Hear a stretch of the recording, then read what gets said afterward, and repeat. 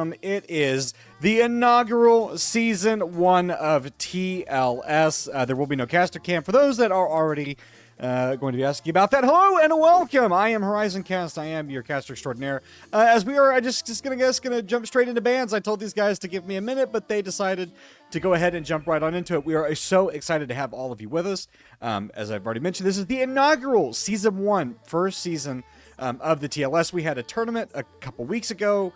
But that was kind of a one-and-done tournament. Now we are launching into our first ever regular season. It's very excited to have you all with us as we have rolled out a bunch of new changes, a bunch of new divisions. The divisions that we have now, Surge, Hardwire, and Overclock, and this is going to be our Week 1 matchup in the Hardwire Division. Some of the divisions got moved around in order to facilitate some different starting times. So Hardwire, which would have been our second starting division, is our first. And it is Bush Wookies versus Glacier, Ascent, two of our resident favorites in Hooli and Glacier, leading their teams potentially to a first victory tonight. This is a big deal. This is trying to get the first ever victory in the first ever TLS season. So it would be cool for both of these teams to try and grab it. Obviously, they're going to be super motivated to do so. So excited to see them start to potentially put a win together as we are going to launch straight into the draft. The ban's already coming out. Is not sure what that potential missed ban was. We're going to just refresh draft real quick just to make sure that we didn't miss anything. And yeah, right now it does look like that was a potential missed ban there for the side of Glacier Ascent, so didn't manage to lock that in fast enough. We'll perhaps talk with the players later and see what happened there in a late game interview, or after match interview rather. So Bush Wookies, what do they want to come out with here? Drafter doesn't seem to be working. Okay, so we're gonna go ahead and get a new drafter link. And we will try that again, as it seems like there was an issue. So hopefully we'll get that sorted out here in just a second. As Glacier Ascent going to come on in. And then so will the Bush Wookies, which gives us a little bit of time to talk about this matchup. So both these teams being captained by two of our fairly regular members here in the TLS server. Bush Wookies did, if you remember, if you've been around the server for a little while, have participated in what has become to known as the Daddy Offs. Unfortunately, Hooli has lost twice, but hopefully that won't spell anything disastrous here for the start of this season. Glacier Ascent, somewhat newly assembled roster, getting ready for their potential run within our Hardwire Division, so it's kind of exciting. Being able to be around for the start of a brand new division, kind of seeing how the teams want to play, getting to meet all the new players, and then just seeing how the season shapes up. You know, you come in with some expectations, but you never know exactly how things are going to go. As Nautilus was going to be, or is that missed ban that we didn't get to see.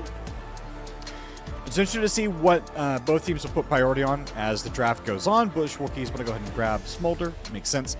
Smolder, I think, is one of those very versatile champions you can kind of pick anywhere in the draft. Has a lot of really good bot lane combinations too, both with enchanters and with tanks. Does get off to a little bit of a slow start though, so you kind of want some time to let that champion sort of scale, give him plenty of time in a laning phase to get his stacks, and then once he reaches that 225 mark and he gets the execute threshold, then that's when he really starts to become dangerous as a team fighting threat and even in a 1v1. And at Glacier Ascent, not wasting any time, they want to find an appropriate answer to that Smolder. They're going to draft the Victor and pair it alongside the Thresh.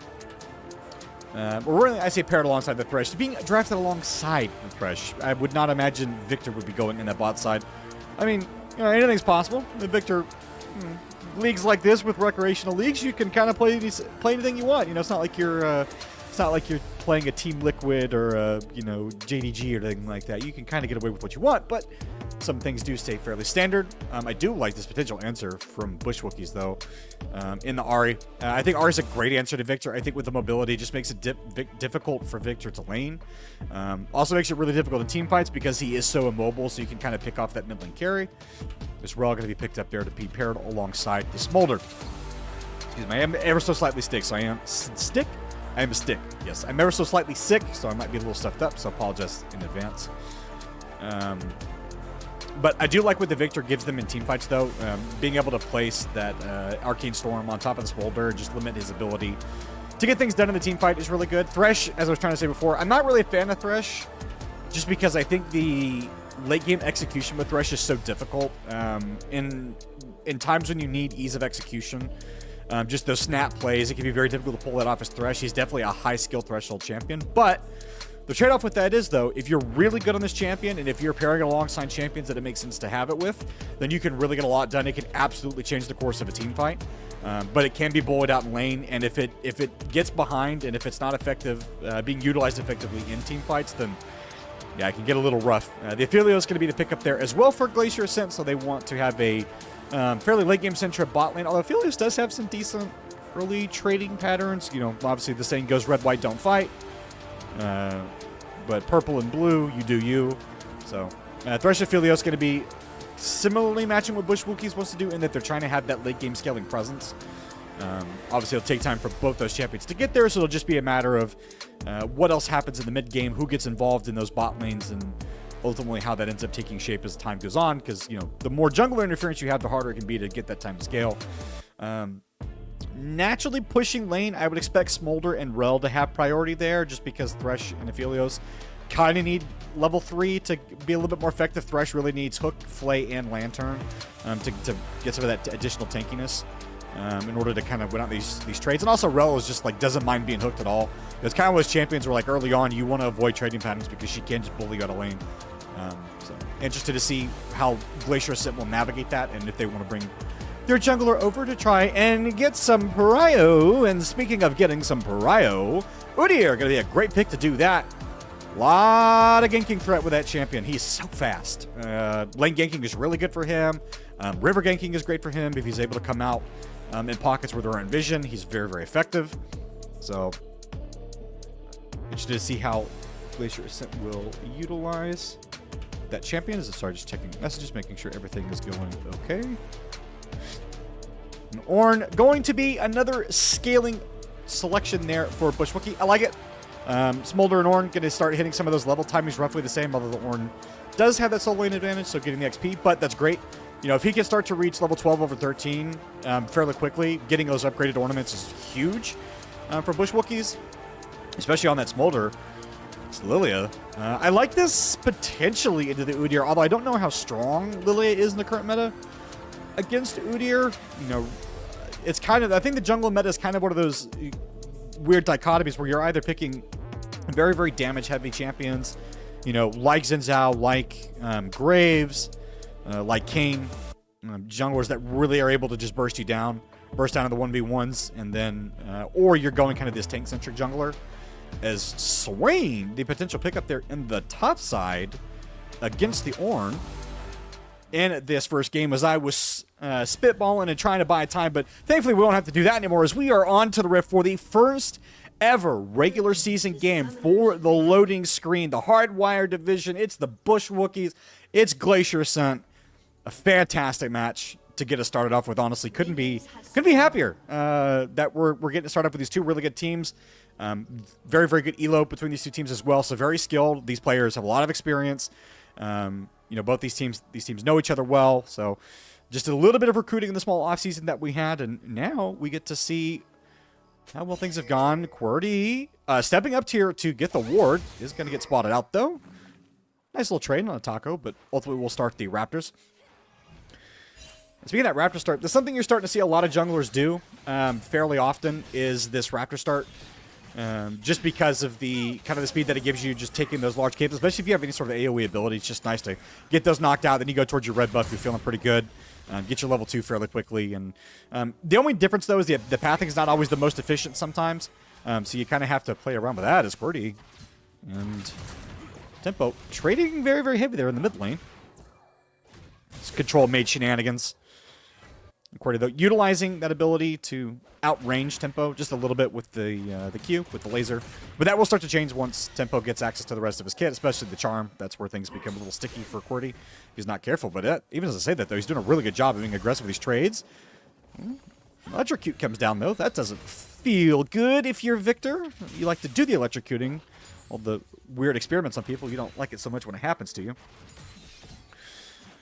So the name of the game, I think, for both these teams is jungler involvement, seeing where these guys want to get active around the map, where they want to try and make their first moves. As right now, Glacier and Arya just immediately turning me into a liar as they are going to slam this absolutely stacked wave into this turret. Not going to be fun for Cruci to try and farm that underneath the turret, but shouldn't lose too much. Should ultimately be okay.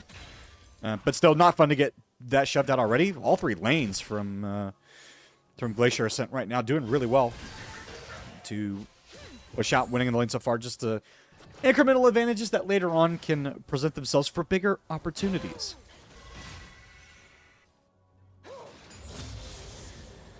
One of the other things that's exciting with a first game like this is, not only is it the first game of the inaugural season, but it's also kind of the first game of an entire league. As QWERTY gets electrocuted, charmed up, falls below a tenth of his health, but Tempo in a worse state, so we'll just choose to back off. The jungler's sort of hovering right now. The focusing on some crap. Oh, flash forward. Manages to dodge the charm, but will be able to get underneath the turret. Taco eating these turret shots. Needs to be very careful. Uh-oh. Udyr's waiting. Gets stunned up. One more Q would do it, but he's starting to get out of mana. QWERTY. Oh, he stayed too late. Oh, you hate to see it. Tacos, please. Walks away with a first blood for Bush Wookies. It looked like there for a minute that the victor was going to be able to walk away with that kill. Just keeping that Lilia stunned close to the turret, but just overstayed his welcome, got too close, and yeah, Tacos will be very, very happy to walk away with that donation. And that's going to feel good, getting your first game of the first season started off right with a nice little kill, and also relieve some of the pressure, too, that was starting to build up. Tempo kind of incrementally getting pushed out underneath this turret in that lane, and so that will give the additional threat.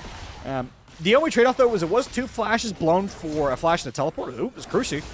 Forced to blow his teleport there. Dead Joker wants to try and see if he can get his way out of this one. There's no flash for Tacos. Please, Dreadlocker can try and flash over the wall if he needs to. Wants to make his way out. Ping's coming down. But will just walk his happy rear end on out of there. Got a little bit greedy for the camps. He gets punished for it with his health bar. So early game shenanigans already taking place in this game. They're not waiting to get this one going. It's QWERTY just really aggressive trading on the Tempo. I'm really impressed with kind of how he's getting these. Just being very effective with his ability usage there. But obviously has to be very careful because he doesn't have flash. Potential fight here for the Raptors. No, is the Udyr's just going to pass for stop side. Pixel gets the kill on to the Ornn. So it's a 1-for-1 trade now. We're at 1 overall trade. Ooh, QWERTY. Does it feel so good, buddy? Want to try and avoid those? You only have dominance in the lane if you're hitting all your skills and not getting hit. That's not fun getting tagged up by that. But it will mean that the goal is going to stay fairly even, so it means no one will be running away with this early game so far. A little unfortunate that kill in the mid lane didn't go on a Tempo. I'm not saying that Lilia is the worst place for that gold to go, but it's certainly not the best. You would have liked to get that Arya, that a little bit of acceleration in the lane, get her some early item advantage, that we can utilize her mobility, start to make plays both towards the top and the bot side. But Lilia also, I guess, decent place for that gold to go, especially with how mobile she is around the map. And it'll be great for potentially focusing some of these early objectives.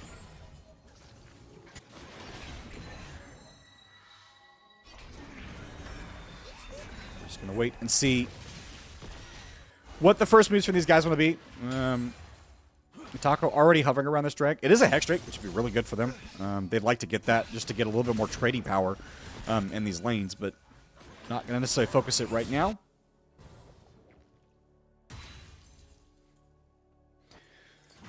Hooli in this top side, he's definitely a big producer. I think really typically on any team that I've seen him on, but then also here, especially for Bush Wookiees. Just in a couple of fun scrimmages that I've seen in that aforementioned Daddy-Off. He's a big part of their game plan and a big part of their success. So whenever he's doing well, the team's doing well. And look to see him be a big playmaker here on this Ornn, especially once we start to get to the late game and those ornaments come through. As Glacier, they're going to go ahead and get this dragon started up. It is already below half, so would be a difficult smite still if ever there is one. 3 Tacos that wants to try and walk in here, momentarily stunned up, focus pulled away from the dragon. But Bush Wookiees going to walk their rear ends out of the aforementioned bush and decide, you know what, not worth it, it's just one dragon. Don't give up anything else here. We have a game plan, let's work towards it. And so that early game focus for Glacier Ascent, gonna net them the neutral objective.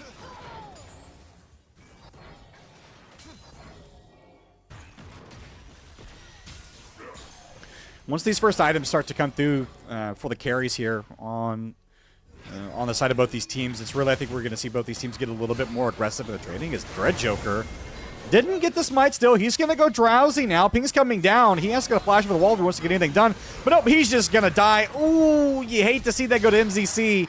Flash for flash, meanwhile, in the top side. Hooli gets on out of there, the Ram. Timing out the Swain ulti, and we'll just have to take the long walk back. It's unfortunate for him, too, as there's only a slight CS differential there. It's only a couple minutes. It's not the worst, but right now the wave state's not in a good spot for him. He doesn't really have a great way to trade unless somebody comes up there to help. But he can kind of take that loss knowing that it's being traded for great things at the bot side. They want to stop this recall. Yep. And Pixel will not be returning to the fountain right now as Rooter Dude Orn prevents his merry trip home. Pixel, not a lot of mana. Needs to be careful here. Getting too aggressive. Arya just being a nuisance in that mid lane. Has level 6. So they can look to path up towards these grubs. Not sure where the play's going to be here, though, because Pixel doesn't have ultimate. Tacos is here. If they can get this pick on a Swain, this would presumably stop the objective from going down. He gets headbutted and smashed down, and now that should just be calling off for Glacier Ascent before they try and go for those grubs. What does Arya want to do? He's just going to be here trying to be a nuisance. The question is how much of a nuisance he wants to be. He's just going to be early spotting to make sure that Tacos doesn't try and walk over and disturb them doing grubs. He will give away, though, that they are going to do it just because of the Scryer's Bloom, but it doesn't matter. Orn not waiting. They knew that the recall was completed, so Glacier Ascent free to take those grubbies, so the neutral objective's going towards them, even if they are slightly down in kills right now. They'll look to utilize those advantages later, so it's nothing to read into there. It's only 3-1. They'll have plenty of time to leaven it up, especially if they can start focusing some of that sieging power, which they do have quite a bit, both between the Aphelios and the Victor. Tempo commits the ultimate now. Charm goes wide, has 2 more uses to get underneath the tower, but really not in any danger. And instead will walk over with his mid laner. Potentially looking at some camp contest. I like that junglers are starting to figure out that they could be a little bit more aggressive in the jungle now. For the longest time, there were a lot of junglers that were talking about how it's just kind of impossible to do early invades, how it's really difficult to kind of cross-map just because of the state of the game and how fast it is, but it's nice to see that making a return now where junglers have a little bit more agency to kind of get things done around the map, so I'm glad we're starting to see that a little bit more. It just makes the game more entertaining to watch, you know what I mean?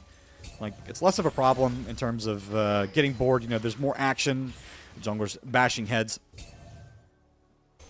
But Dread Joker, I think, would have liked to have not been in a position where he got giggity got in the blue side jungle. Ooh, really. That's unfortunate. Wanted the head smash onto the pillar, but didn't manage to get it. Pixel just being a constant nuisance, just keeping him shoved in. It's always one of those annoying things when you're a top laner and just your enemy, like your opponent in the top side, is constantly pushing in and you're just pinging your jungler like, hey man, he's always pushed. Like, come gank. We kill him. You know, the idea that if you gank this dude enough times, eventually he'll stop pushing. He'll be worried. This is going to be the Ornher pulled up. Pixel does have access to the ultimate, but I don't know that it'll be enough because the damage from the Bush Wookiee is just too good. Ganking through that river. Pixel dead yet again. Had no flash, so no way out of that one, as Hooli will look to shove that wave underneath the turret. Now we're starting to see Bush Wookiees get a little bit of a gold advantage, and they can start to kind of press that throughout these lanes, especially with how effective 3 Tacos has been. And so potentially this next dragon could be theirs in about 40 seconds or so. MCZ wants to be here a little bit early. Want to make sure they can get the crash down potentially on this Victor. If they can eliminate him, that would make a potential dragon contest much easier, but not going to find anything over the wall. Great ward placement too. And so even despite some of the team fighting, or really some of the, sorry, not team fighting, but some of the skirmishing deficiencies that GA have had right now, they also, I think, really haven't put themselves in a position to skirmish as all that much in terms of getting even 2v2s or 3v3s. Like, there's just, they haven't been able to kind of get that going. Their priority has been on these objectives. Now let's see if they can start to try and make their way back in a little bit and secure this next dragon. 2 would feel really good for them. It gives them quite a bit of leeway And it kind of excuses some of the early kills going over to the Bush Wookiees as well. You can justify not having paid attention to the lanes as far as ganking is concerned if you pick up those neutral objectives. But now they're going to have to win this team fight. It's going to be full on 5v5 here. That's going to be Mom. Summon hits on top of nobody. Stasis Field and the Chaos Storm not yet summoned. There's Dragon just below half. Red Joker and Glacier. They're standing in the front right here, but they're a little separated from their team. Tempo gets forward. It's the decimating, not the decimating smash for the headbutt pulverize. Dread Joker going down, and now Cordy, he wants to try and survive this one if they want to get a smite fight. One already dead. This should just be the focus, and that is going to be Bush Wookiees grabbing that one. Great team fight turn. Once all it takes, they don't get greedy. They get the neutral, and they walk out.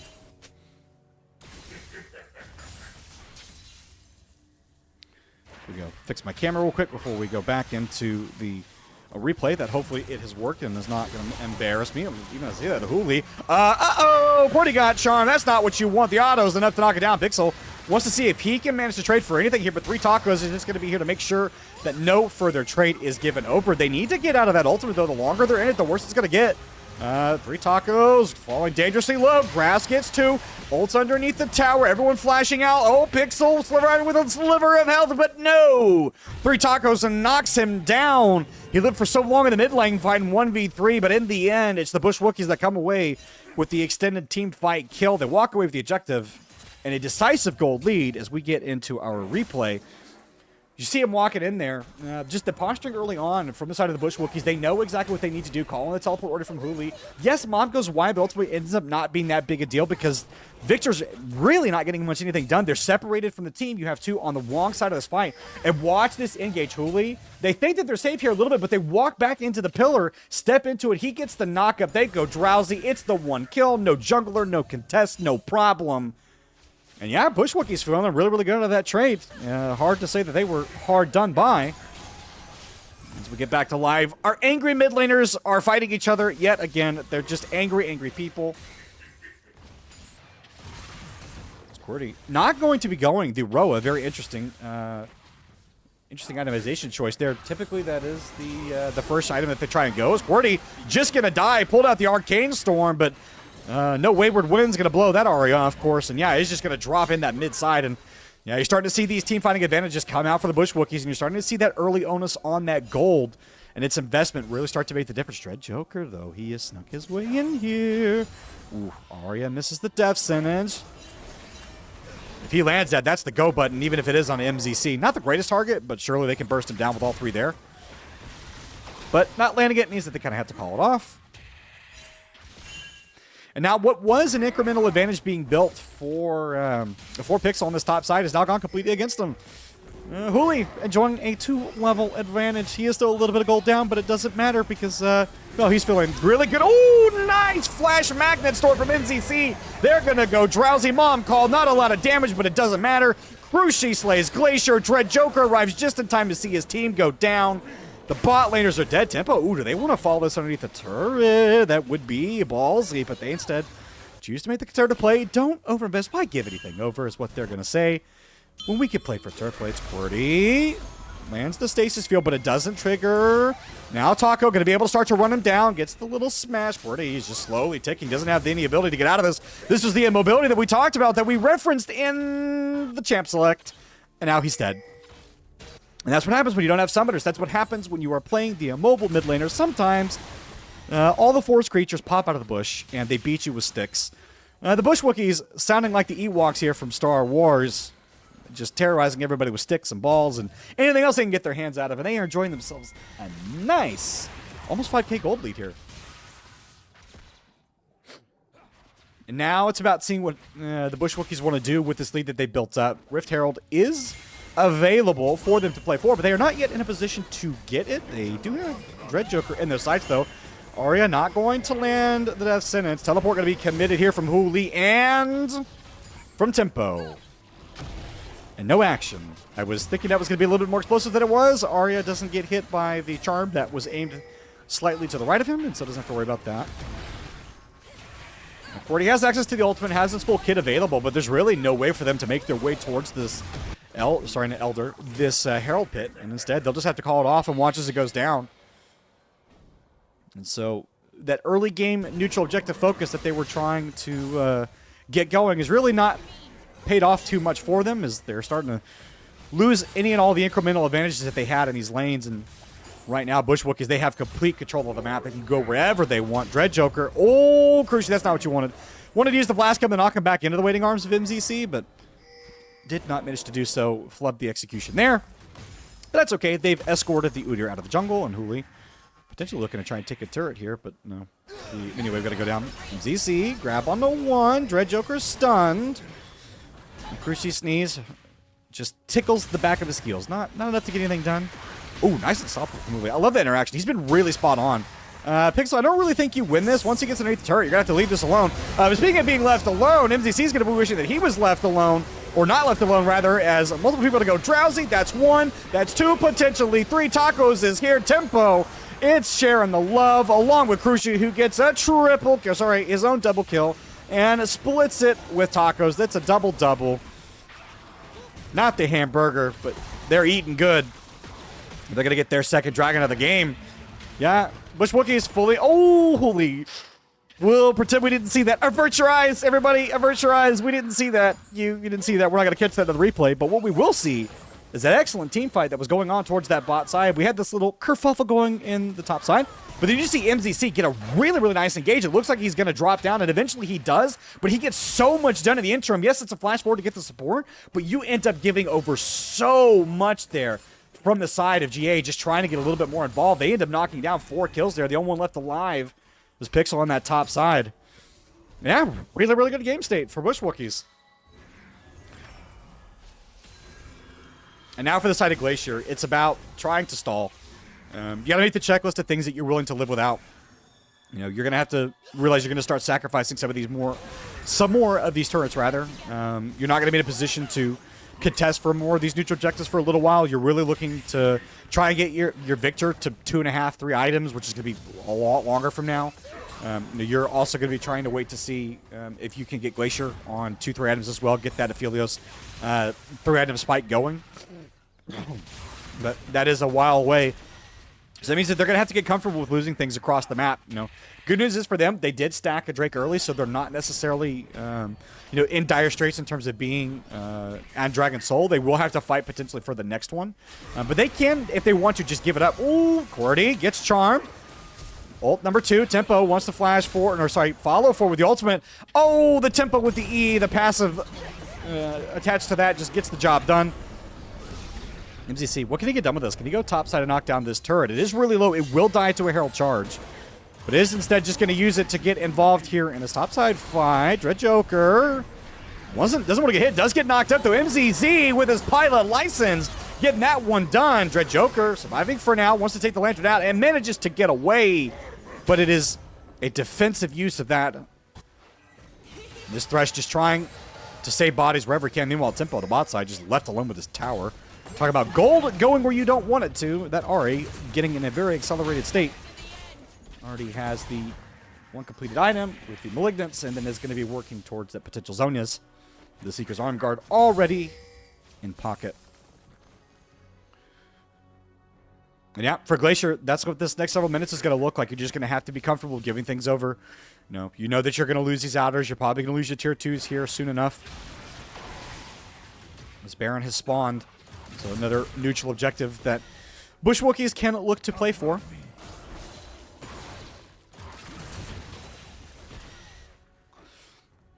But I think if you're Bush Wookies, I don't think you're in any hurry to take that objective.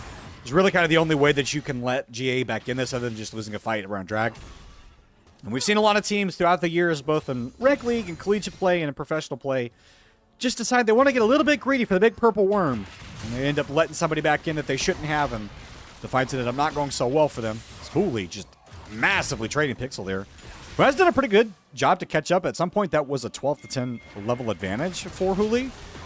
He is going to die here, though. The knockup, yeah, he tried to pop the ultimate Pixel, tried to pop it just to stay alive, but it was just way too late. That knockup, plus the auto attack, more than enough damage to get that done. Pink's coming down. Surely Arya's not looking for something here, yeah. Chooses not to land the death sentence. Oh, I need to change the Fog of War again. Every time I press the replay button. All right, and so the thing that I said that maybe they wouldn't look to do so early, they're going to go ahead and do it early. We'll see if anybody gets vision on this. Arya potentially sensing that something is not quite right in this section of the world is going to ping it down. Recall's going to be canceled for Glacier, but they are very, very late at trying to get to this. Want to see if Dread can get over here. 3k health left. Not close enough to get anything done, and it is going to be a blue team smite. Bush Wookiees walk away, and yeah, just a very, very late call to try and walk over towards that. Glacier canceled his recall, and Udyr walked on over, but by the end it was just way, way too late. There's no way you're getting into the pit. And so the big purple worm goes over to the Woodland Creatures Full of Anger. So that's like a great band name. Woodland Creatures Full of Anger. Bush Wookiees. Should be their tagline. We'll beat you with sticks. And rocks. And also dragons. And Krugs. And these little grubby things, even though they're not worth a lot of money. Or really anything else we can get our hands on. Speaking of getting hands on items, Hooli going to be starting to manufacture these ornaments for his team as they look to siege in this mid lane. Dragon going to be spawning here in a few seconds, so they want to make sure that they don't drop anybody here. And they will just be making the sacrifice of that top side turret. Knew that at some point it was going to drop down, but they are conceivably going to trade this for a bot side neutral objective. The Pixel has teleport, so he can't look to join this fight, but I think at this point, like, there's really no chance that you get this dragon. You're going to have to be comfortable with just giving it over. I think it would be a really, really bad idea for Glacier Ascent to try and walk over and contest for this dragon. I just think they're not in a position to do it. Aphelios only has 2 items. You know, it's really 1.5 items on the side for the victor. And so, yeah, they just make the appropriate call, I think, to not contest that. And that gives them options to fight later in the game. You know, you're not giving over too much of the gold other than losing these outer turrets. The Baron buff is going to be on them for about another 1.5 minutes, but really they're not going to get too much more. This is a great power play for them, though, as it's almost a 10,000 gold advantage that they have ballooned off the back of that Baron. Dread Joker. I'm not sure what he's waiting for here. It's 4 strong here for the side of Bush Wookiees. Not a lot that they can do. Want to try and hold on to this mid lane turret if you can. That is kind of one of the most important before you have to start playing base defense. You just want to hold on to it. You don't want it to go down. It gives you a lot of leverage in terms of even holding on to the side of the map. And just making sure that you're not getting choked down in vision, and that way you're not getting ambushed in your own jungle. But it's really not their decision to make, as it's going to be purple on the Wookiees for about another 40 seconds, and then they're going to look to reset, regroup, and potentially look for another fight somewhere. And this is an awkward state kind of for both teams right now because, MCZ flash forward, wanted to try and get more of the Magnet Storm, didn't get it done though, but it just doesn't matter. Underneath the turret, Dread Joker and Tempo getting another kill, but Dread Joker just goes down. Taco's godlike, and even as I was saying, this is going to be awkward where both teams have to do this dance where they're waiting for something. They do absolutely no waiting at all. Hooli taking up the turret for some reason, eventually headbutts his way on out of there. Yeah. Bush Wookiees, they were not waiting for the caster to tell them they could go for that one. They want to put their mark on this series and put it into game number 1. It's 3 dead for about another 15 seconds total, at least across the board. Some items coming out. Spirit Massage and Landry's Blackfire Torch coming out as well. At least the Blackfire Torch being upgraded, but the Landry's being completed there. For QWERTY.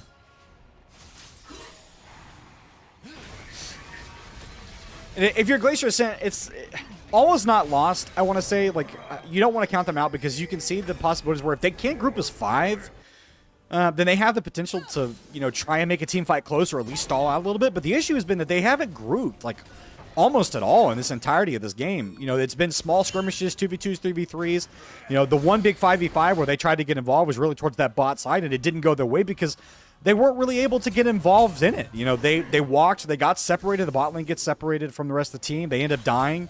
And, then also there was no top lane teleport at that point either, so there was really nothing they could do. And so credit to Bush Wookiees, it has just been a class in choking their opponent out of this map. Their mid lane tier 1 is still very, very healthy. So that gives them a lot of safety to continue to move around the map and utilize their gold lead. It's an out. It'll just be for Bush Wookiees determining how they want to end this out. They can start to maybe potentially look place toward top and mid. They can do a 1-4 split and just kind of leave Hooli on his own if they want to. He's really not under too much threat unless they send multiple people, in which case you just turbo siege down the mid lane. So next big objective is going to be this dragon. It is Dragon Soul here for Bush Wookiees, so that means that Glacier, they've now used up their store of goodwill and their stall timer. They're now going to have to contest this dragon even if they don't want to. Pixel might be caught out here. Ooh, that headbutt was in range. Gets the knock of MCZ and Cruci are here. No reinforcements coming here for the side of Pixel, except for Dread Joker, who will just be arriving to see his top laner go down and out. He may potentially get caught as well. MCC going to pull him back. Dread Joker now just trying to get the hell out of dodge, but he's bit off way more than he could chew. No Druid skill is going to get you out of that, my friend. No level 12 cantrips will save you. Now he's going to join the gray screen timer, and this will just be the 2-3 split here for the side of Bush Wookiees. They just want to continue sieging this top side, make sure Cordy can't go bot lane to contest to clear the waves. It's going to be pings down onto the tower. This will be the second inhib going down here. And for Glacier, this is not what they wanted. They were trying to buy a little bit more time to see if they could get the carriers online, but have just not been given an opportunity to here by the Bush Wookiees, as Destinance yet again not going to land. And the lament of having the Thresh, something we highlighted earlier. You know, if you're really, really good on that champion and your team's working around you, that champion is massively difficult to play around. But if you're not landing Destinances and there's no follow-up, that champion just feels like it's kind of useless. And now with 30 seconds here to the drag, this is going to be 3 tacos just resetting, running out of the map. They'll complete a couple more recalls. They're not in danger. The timing is really, technically, and I want, like, if you're wondering what the right play is, the right play would have been to back much, much sooner after they had gotten that inhib tower down. And they complete the recalls, so that way they had about 10-15 seconds extra before the dragon came up to kind of get vision placed and contest for it, make sure that they were in positions. But that late recall means that they have to going to slowly work their way back in this river, but the massive gold lead should make this fairly safe. They're not under too much danger, but they have to watch the Wombo combo. And as we highlighted earlier for Glacier, they have to keep their damage dealers alive, because once that Aphelios and Victor go down, there's really not a lot that they have to work with. Not enough damage from the Swain or the Udyr at that point.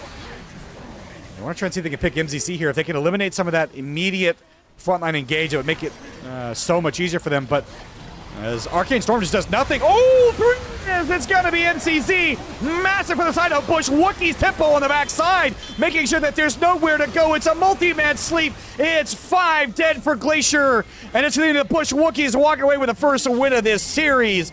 Huge, huge engage there. MCZ, 3 tacos, Hooli. You're going to be saying their names a lot this season, I'm thinking, as that was a great call from them. Fantastic job by them to use the strengths of their composition and press the flash go button, and they'll be walking away with game number 1. A fantastic result. All right, ladies and gentlemen, we are back into Champ Select game number 2. We're just going to launch straight into a Glacier Ascent. They're looking for a win. They want to get big in this series. They want to push it to a game 3. They do not want to start the season off, the first ever season of TLS, off with a loss. Lost the series, but the good news for them is they potentially have 2 more tries if they can find a way to even up this series. Bush Wookiees, meanwhile, they've got places to be, they've got food to eat and beds to sleep, and they would like to make this a very quick night if they could. And they're going to keep up a number of their same bands, Zach, and not making the band board, Nautilus, Jinx, Annie, the same bands for Glacier as it was on the red side, and they're transferring that over to the blue side. And their priority is going to be this bot side Corki. They want to get themselves a little bit more AD damage. Gives them some flexibility as well, given that you can't really take ADs into the mid lane anymore. They've just been so thoroughly gutted that it just makes it difficult to play them. So, yeah, I think appropriate call there. Give yourself a good AD. A little bit of mobility as well with the Valkyrie. But Bush Wookiees immediately, when I answered that, I thought for an unconscionable moment they were going to go the Ash Seraphine combo, which is dreadful in that it just dominates everything, because we've seen so much of it across just about every professional league and in collegiate play and in every other rec league and in your solo queue games and in your nightmares of when it follows you to work. Yeah, that combo is just absolutely obnoxious to deal with, but instead it is going to be the cinematic combo with the Yunara and the Xin Zhao. Waiting to see what happens with Xin in that scene. We haven't seen him return yet. But regardless, it is going to be the combo picked up there for Bush Wookiees. I like it. I love the Xin Zhao. Gives them a lot of team fighting capability. Also gives some great 1v1 potential there in the jungle as well. Difficult to fight that champion. The Gunnar, however, is a little bit the opposite story. That champion definitely needs some time to get going. As this could be the Nico support pick here for a Glacier. Still technically could go towards the mid lane, but I would fully expect that to go towards the bot side, given that's where we've kind of seen her presence more now. And just also her ability to set up ganks as well. Which leaves some interesting possibilities for Glacier, both in the jungle and in the mid lane. So we'll see what they want to round it out with here, if they want to maybe potentially grab themselves a jungler and try to ban things out to protect it, seeing as they already know that the Xin Zhao's been picked up. And they will indeed grab themselves a Wukong. Ooh, very spicy combo. I like that with an eco setup as well. We're talking about champions that work well together. Those two, they definitely do. But you know what? It's easier to deal with things that dash at you if you just make it to where they can't dash at you. Poppy, with the steadfast presence, is absolutely going to be able to do that. So yeah, this is going to be make it much more difficult for Corki to Valkyrie out and for Wukong to zippity dash on in. It also gives you an eject button. If you don't like either of these champions, you can just get rid of them. Specifically the Nico interaction too. If you're Johnning on the spot with that Poppy ultimate, you can just send Nico flying halfway across the map with her ultimate sort of expiring and not hitting anything. So it also gives you the ability to just eject the jungler out of these neutral objective contests. So I like that pickup. I think it's great. Fully expect that to go towards the support role, just as an answer to the Nico and to protect that Yunara. I would be surprised if it went anywhere else. I think just compositionally doesn't make sense. You don't want to put it in the top or the jungle role, I think, especially given that you know that this Nico's going towards the bot side if you're Bush Wookiees. There's really no reason. But if you want to, they can flex it, get themselves a little bit of draft threat. Speaking of draft threat, Glacier want nothing to do with the Aurelian Soul. And the Scion confirmation in that top side all but virtually guarantees that Poppy is going support. Technically, yes, it could go jungle. I know, everyone in the chat, I even know I can't see chat. It's like, well, technically, it could go towards the jungle. Yes, I'm aware, but it would be a bad idea. So, you know, maybe don't put it in the jungle on account of it won't have a great time against the Wukong. Glacier. They want to round out their composition. They want to grab a little bit more AP, give themselves some team fighting potential stack on top of the Wukong. Makes a lot of sense. Orianna Ball. Also, this champion's just super impressive in lane. And they want to get themselves some CC deniability and give themselves a big old meatball with the Dr. Mundo in that top side. I like this champion. I like him a lot. Especially when he's played well, especially when he gets his first two items and then just has the max health refill off of his ultimate. Ooh, I do like the Silas threat. Ooh, they're going to lock it in instantly after a hesitation, just a brief moment of consideration. As this is game number 2 and potentially the end of this series if Bush Wookiees have anything to say about it. But Glacier Ascent, they have not yet been departed, and they have every opportunity, especially with the draft they've drafted, to make their mark in the series and get back out on it, as this is going to be the full run out. We saw them do this, and the last time they briefly ran out onto the rift and hovered as a brush. They're going to make their way as a group and see what they can find. We'll just instead opt to get the vision, as Dread Joker going to do the same thing. He gets hit by the Decimating Smash, and is going to get autoed up here a little bit. Hulu, though, doesn't care at all about trading his health bar for this. Is going to be a trade of wards, though. Hulu, I think, kind of coming out the worst for wear. They're obviously not going to be super happy about that. Ooh, Pixel, this is cheeky. Is going to land the cleaver and force Hulu to go on the way. How bad do you want to suffer to get towards your lane? This Pixel will be more than happy to blow him up. Hulu, this is not great. This is, it was okay before, now it's not.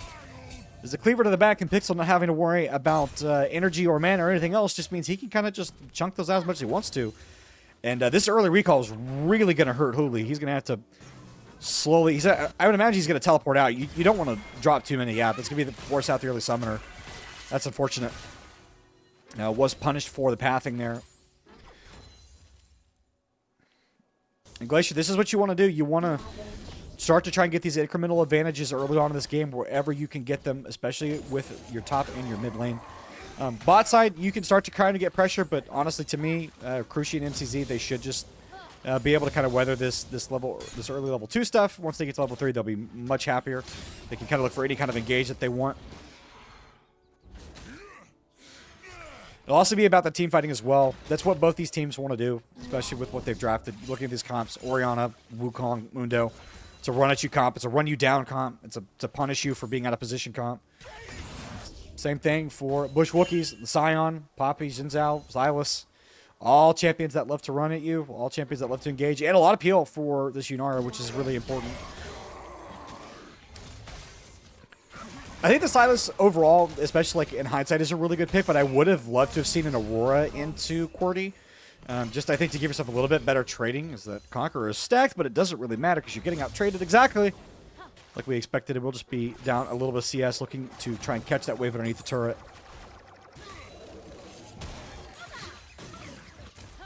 I do appreciate the coding interaction that Scion's Decimating Smash does. Obviously, because it counts as a CC effect, it knocks that shield off from Mundo, which I think is one of the most obnoxious things when you're looking at trying to contest that champion in any way, shape, or form in the early game, especially if you're trying to gank him. So,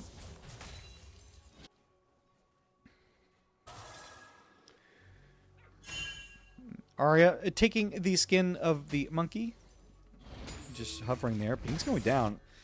Potentially might have been a fight towards the scuttle, but no, they call it off. They don't want to get too antsy. They don't want anybody dying. This early neutral tempo. He's really low health, but they got it on top of Cordy. He's really out of position here. Ooh, had to flash, though, to dodge the chains. Had the phase rush going, so had a little bit of that extra movement speed to make sure that he didn't get CC'd up, but that costs him the flash. And none expended by 3 Tacos or by Tempo, so they can regank that lane anytime they want to. A potentially vulnerable mid laner. They are walking up towards this bot side, but the crab is going to be claimed.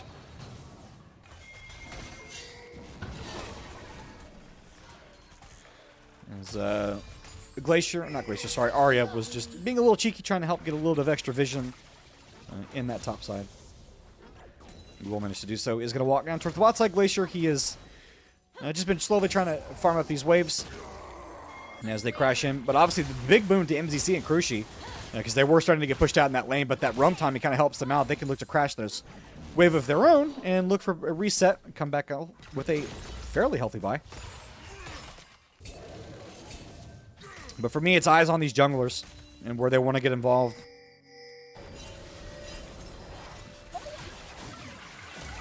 Especially with the way that the game is right now, there's just so much agency for junglers to change the course of a game.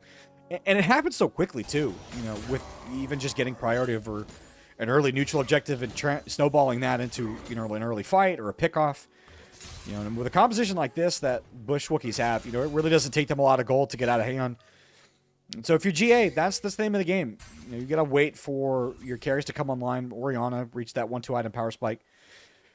And Corki really kind of needs 3 items to really be a productive champion. Needs to finish that Triforce and get his other items completed. Not sure what he'll go as far as trying to shred some of this armor that BW will be building up.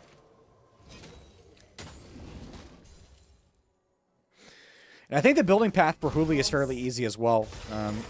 Just depends on what he wants to itemize early on as far as trying to deal with some of this 80 poke coming out from the Mundo and whether or not he tries to go for a Bramble Vest. Or whether or not he just wants to itemize generally, maybe grab something like a Sunfire Cape, or maybe look towards a Jack Shows, or God forbid a Heartsteel. Heartsteel wouldn't be the worst because he can stack it against Pixel on that top side, playing the Mundo. But it's not going to be the most efficient stacking, especially because team fights won't come on until later. It's not like ARAM where you can get an obscene amount of stacks early on. It's just one of those items that takes a while to really become effective. So I'd like to see him itemize more generally. Thormail, not a terrible investment either. Neither would Kieran or Krukun. Especially with some of the burst magic damage that's available between Arya and Cordy. You know, getting CC'd up wouldn't be... So that wouldn't be the worst investment, so... But he has a lot of options is what I'm saying. So he can kind of... No, there's really no wrong choice other than just... I would say... The only choice that maybe would be wrong would be a Sunfire, just because the item is not so efficient anymore. It's not as good as it used to be. MCZ gets Tangle Barbed up. But is going to grab the Balmy Center, so yeah, we'll just be potentially look towards that Hollow Radiance. Which is also a great item, I think. It's a great early item. It's not expensive either, so it's a great first item for tanks to build. Question is, what does Pixel want to build? There's a lot of things that build out of a Ruby Crystal and a Giant's Belt, so we'll have to see exactly what he wants to build out of that. Is 3 Tacos forced to blow the flash in that top side. So potentially worried about the Shockwave coming out from Cordy in addition on top of Dread. So we'll be forced to blow that Summoner's spell. Potential content for this red buff up at the top side if you're looking at the minimap. Did manage to get the Smite Steal, and it's just going to start to knock him down. Goes into the Cyclone. Tacos wants to try and get out of here. Not going to be able to do so, though, as Tempo a little late to the party, just in time to see his juggler go down, and that's first blood for GA, and that's exactly what they wanted. Give themselves a little bit of early prio, but that was how it was in the first game, and we saw how that went. So That one kill was really all that Glacier got, and then after that, it was all Wookiees all the time. And Tempo, now that he's reached this level 7, he's in a much better spot, so he's less scared of QWERTY. Oh, MCZ walking into this. This is a level disadvantage for them. They need to be very careful. MCZ needs to walk out of here. Thankfully, no Cyclone available, but he still wants to try and chase this if he can. Oh, Tempo back in. Oh, manages to cancel. Potential Tickle Barb throw out. 3 tacos here as well to cover. Nasty little trade here in this mid lane. Everyone walks away a little bit worse for wear. And this reset here from Dread Joker should just mean that they have the ability to run out and grab this neutral objective here on the reset. Arya walking down towards that bot side. He looks like a minion, but he is not, so be careful. Do not be bamboozled. Minions do not take leisurely strolls through the river. They do not casually walk through the jungle. That is not where they belong. As Arya, ooh, has level 6 here, wants to be cheeky. They should have caught that interaction as far as that minion being popped over on the support item passive. And yeah, appropriately wary of that. Ooh, does get hit by the Q. That does not feel very good.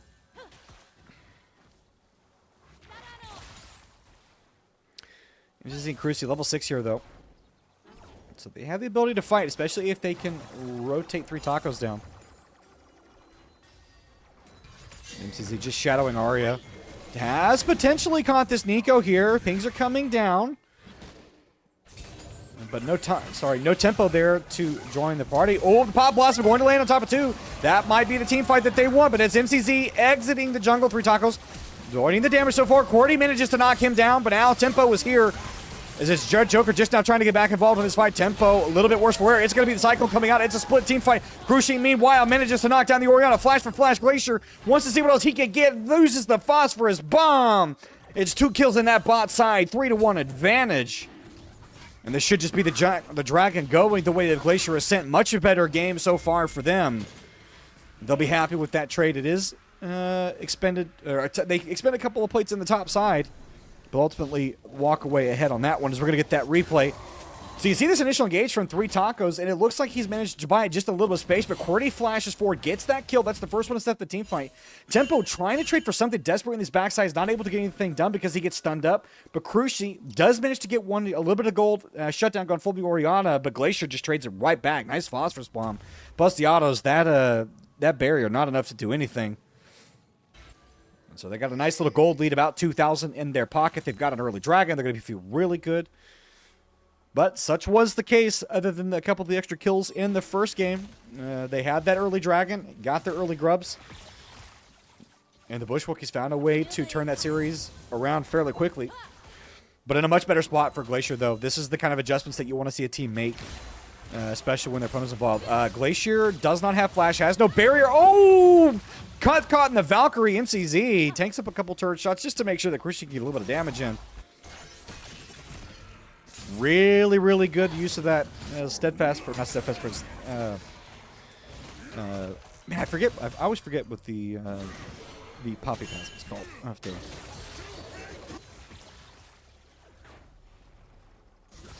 My ambassador. No, steadfast. Oh, it is steadfast presence. I was doubting myself. I'm not sure why. It is steadfast presence. I am. Oh, Tempo just gets killed in the mid lane after a bad trade. He's reached the point now where you wouldn't think that that would happen so well, but QWERTY was more than happy to escort him to the gray screen. Ooh, not what you want to see if you're Tempo getting 1v1'd in that mid lane by the Orianna. Yes, her trading patterns are aggressive. They do quite a bit of damage, but you're reaching the point now where it really shouldn't be so much of an issue. Does only have the... I will always call this Hextech Proto Belt. I will never call it anything else, so don't ask me to. But it does have the Proto Belt available.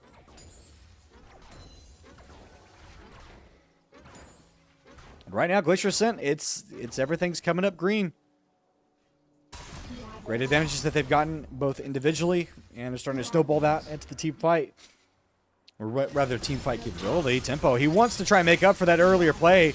Trying to get the damage down. Manages to trade for half of QWERTY's health, but trades half his health back for it. So, not sure what that was worth. For Bush Wookiees, it's about buying time. It's about buying time for your carries to get online and hopefully for Tempo to get a relief gank to get out of this horrible 1v1 matchup. He was instrumental to their first win victory on that Ahri, but having a much more difficult time of it here on the Silas. And I'm not sure if Tempo plays Aurora, but I would have liked to have seen that champion rather than the Orianna, just because of what, or rather than the Silas, just because of what that champion gives right now. She's so strong. But everything's a trade. Oh, nice flash forward from MCZ. Arya kind of on the wrong side of this one. Does manage to land the Q.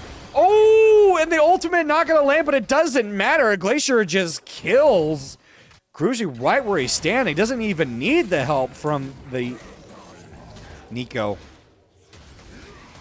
Now they might be getting dove on this bot side. MCZ is trying to stay underneath this turret.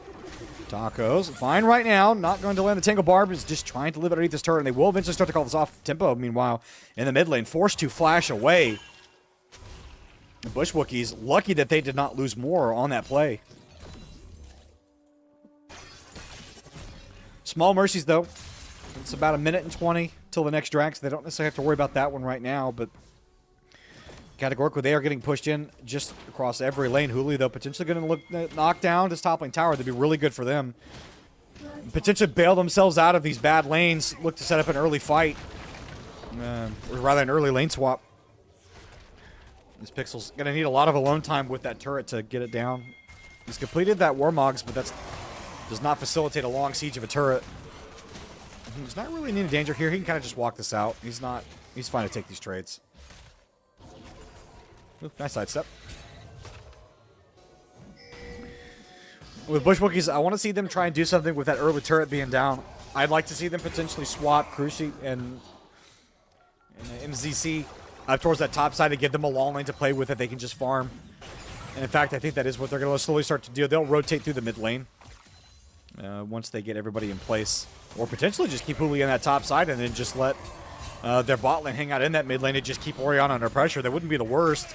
Would give them quite a bit of mobility towards these neutral objectives. Ooh, Pixel. A couple of cleavers. And you start to put that Scion in a really bad spot, but they're just going to walk away. Tempo might be dead here. Forced to rocket belt out. Arya wants to follow him underneath that turret real bad. But, Tempo.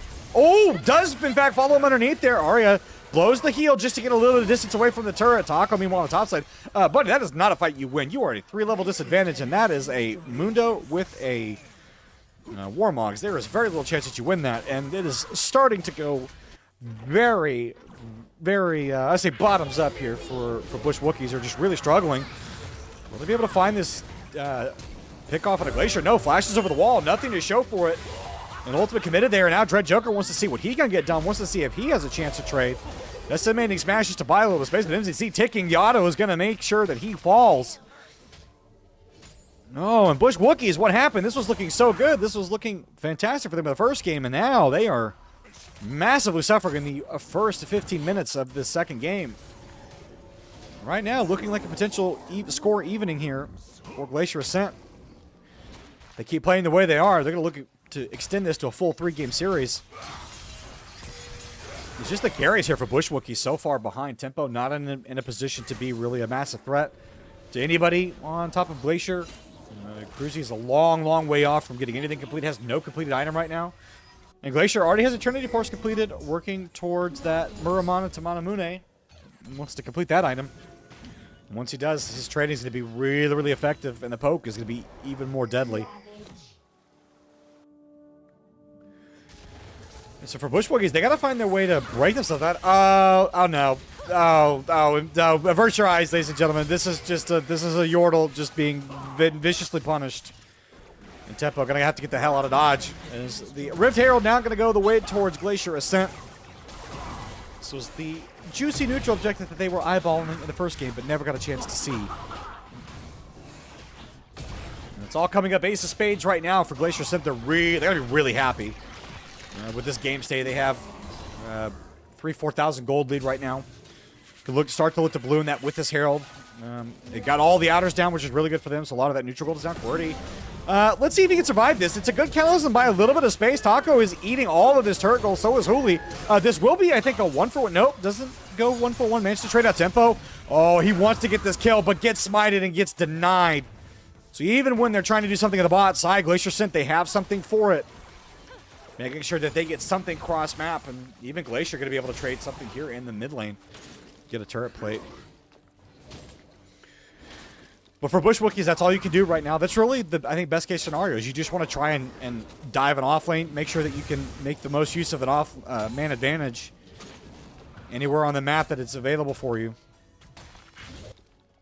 Uh-oh. Oh, Hooli. Oh, he got bamboozled by the Arya clone. Can he get out of here? He doesn't have ultimate to get out, so this is going to be a long. Oh, he stopped to pop his shield. He might have been safe if he just kept walking, but he's going to go into the zombie form. That was not great. That's unfortunate. Yep. And even when he wants to try and trade for the top side, oh, sorry, the bottom side turret, doesn't even able to get that. Doesn't even able? My God, I'm having a hard time talking right now. I pulled a muscle in my my shoulder, so it hurts anytime I try and get loud or breathe too heavy. I will not tell you how I pulled the muscle in that shoulder. It is rather embarrassing, but.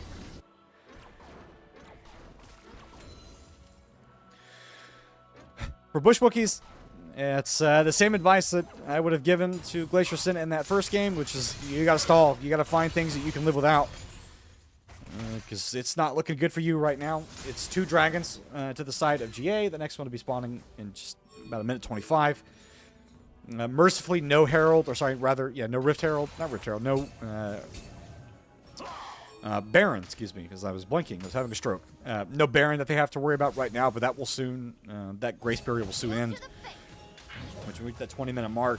And right now, GA, they're in a really good spot to take that, too. They actually do have pretty efficient damage with Cordy and with Glacier to burst it down. If so, there's a lapse of vision. That objective potentially goes over for free. Tempo. Ooh, that's really not the change you want to take. Pixel can just eat that damage. He wins those fights long term. As Herald's going to be summoned up in the mid lane. Glacier already bopping the barrier, but MZC kind of on the far side. It's the Taco that wants to see what he can get done.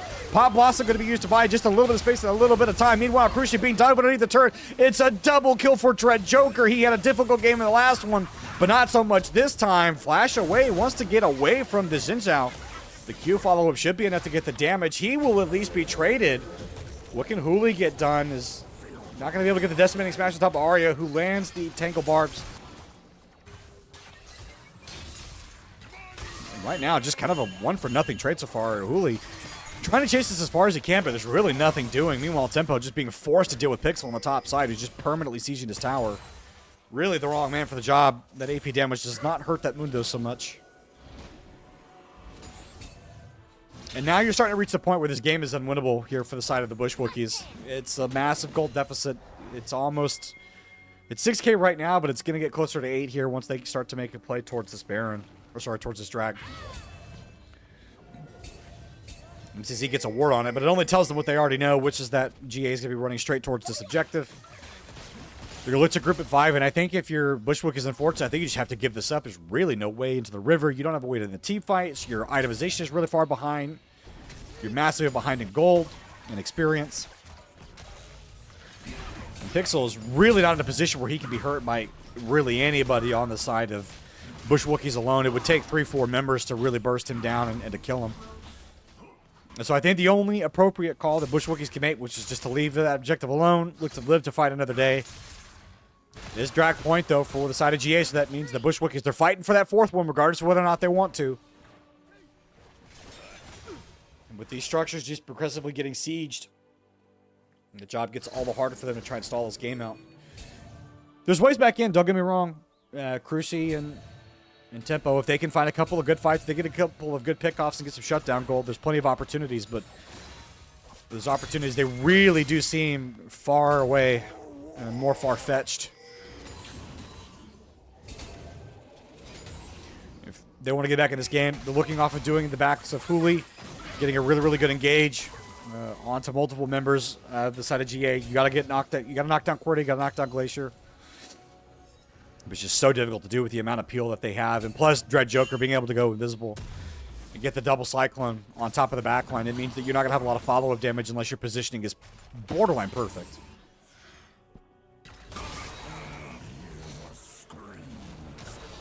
Oop, sorry about that.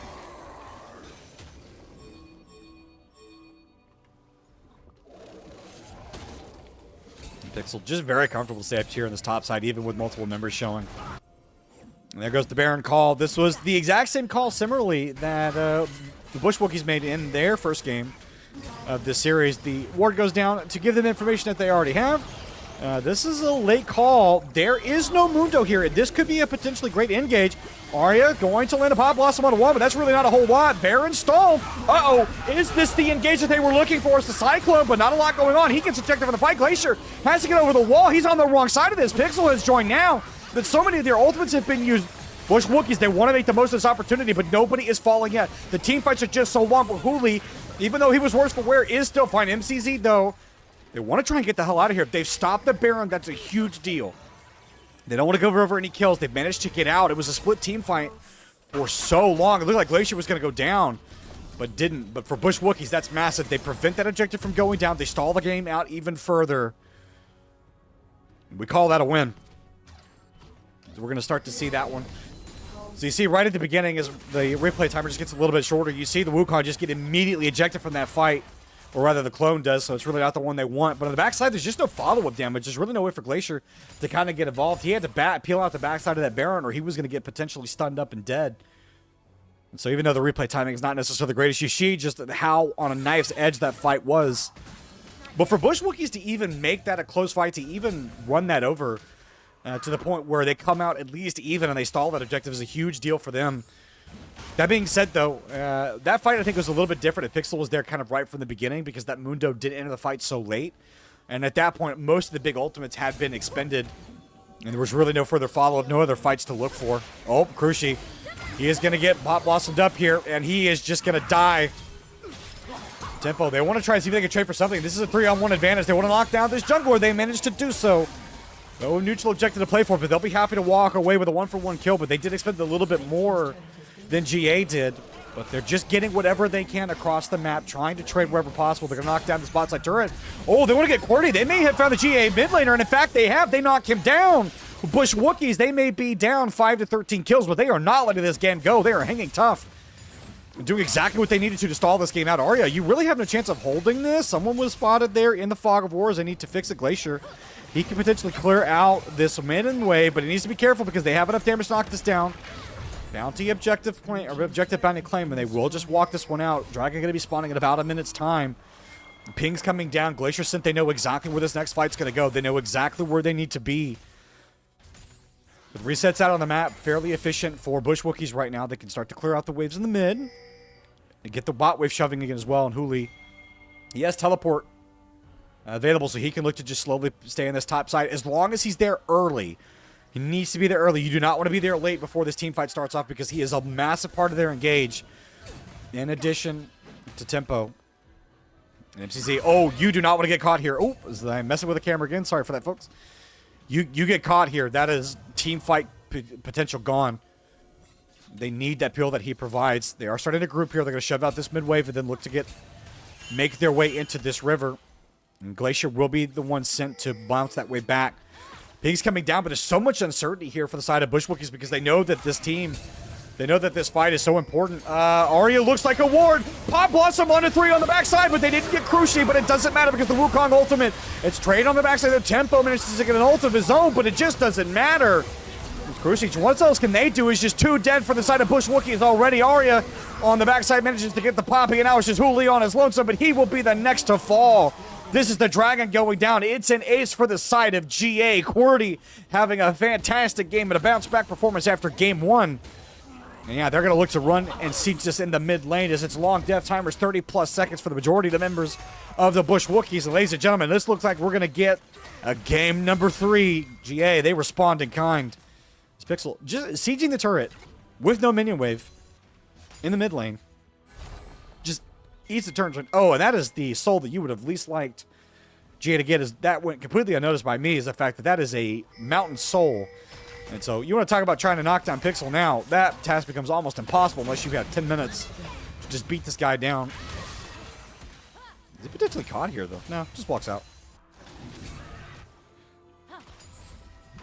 Glacier Ascent, they are fighting back in this series. Looking to make this a 1-for-1. And that makes this a 3rd game potential all the more juicy. When you get into rec leagues like this, you know, everybody has a decent champ pool, but sometimes that champ pool starts to get picked, and depending on what you're seeing in drafts, sometimes you start to do weird, kooky things with picks that you want to bring out. And so I love a potential Game 3 and what we can see there. Arya, though, I have to point out, did such a great job, was disguised as a ward in that bush, and just nobody was thinking to check that. Didn't even cross anybody's mind on the side of the bush Wookiees that they needed to clear out that, because, you know, of all the things that you're going to do in that moment, necessarily fighting for a pink or a control ward is not the most efficient way to handle that. And, yeah, Arya, very, very happy to walk away with that. They thank you, please. I will take a 3-man ultimate. And on the backside of that, too, you saw Tempo try to return the favor, but the members that he was getting with that stolen ult, that stolen eco ult, was just not enough to get anything done.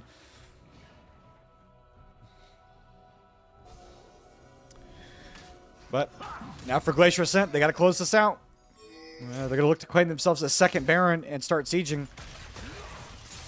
Tempo, both a level, CS, and itemization disadvantage here on the bot side, just trying to buy space. Prevent Pixel from just knocking down the turret outright. He may not be able to do that. MCZ has been called over. He's going to pop the ultimate now. Or sorry, not pop the ultimate yet, but we'll be preparing to pop the ultimate as that wishes the passive. He is 1v2ing multiple people, and MCZ just says, elects to eject him out of the fight rather than try and continue on. And that trade is going to be for Baron, as now it's just going to be Glacier, Arya, Cordy, and Dead Joker just making the trade for that one. They want to try and get him again. You just tried this, and it didn't work. Meanwhile, Baron Nashor's going down. You don't get the Mundo, and now you're on the reverse side of this. You're in the wrong area. That was absolutely a horrific call there for the Bush Wookiees to try and yet go again on Pixel, who only just now popped the ultimate. And the result of that is going to be a loss of the majority of their base now. They're looking to start to siege this up. Pixel can go to the top side, start to crash those waves, and yeah, not sure whose shot call that was there for the side of Bush Wookiees, but that was not the way to handle that. You either commit to go to the Baron, or you commit to just defend your base. You can't, you know, try and pick off the Mundo that you just expended a lot to get rid of. And, you know, honestly, no disrespect to MZC, because he had a great game in that first game, but that decision to eject him that way, it just sent Mundo straight closer towards the mid lane. So I think not to harp on it too much, but just a bad call to try and refight on a Pixel who was never in any danger, especially with the Baron going down. His team right there in the river. And so now for GA, this should just be them putting the final touches on this game. Looking at a 1-to-1 series, they just got to close this out cleanly here. A lot of tools still kind of missing here for the side of the Bush Wookiees. There's Taco. 3 levels down here, 2 Pixel. Just an item, experience, and goal disadvantage across the board for everybody on the side of Bush Wookiees. This is the reverse of what we saw in Game 1. Just desserts, if you choose to think about it that way.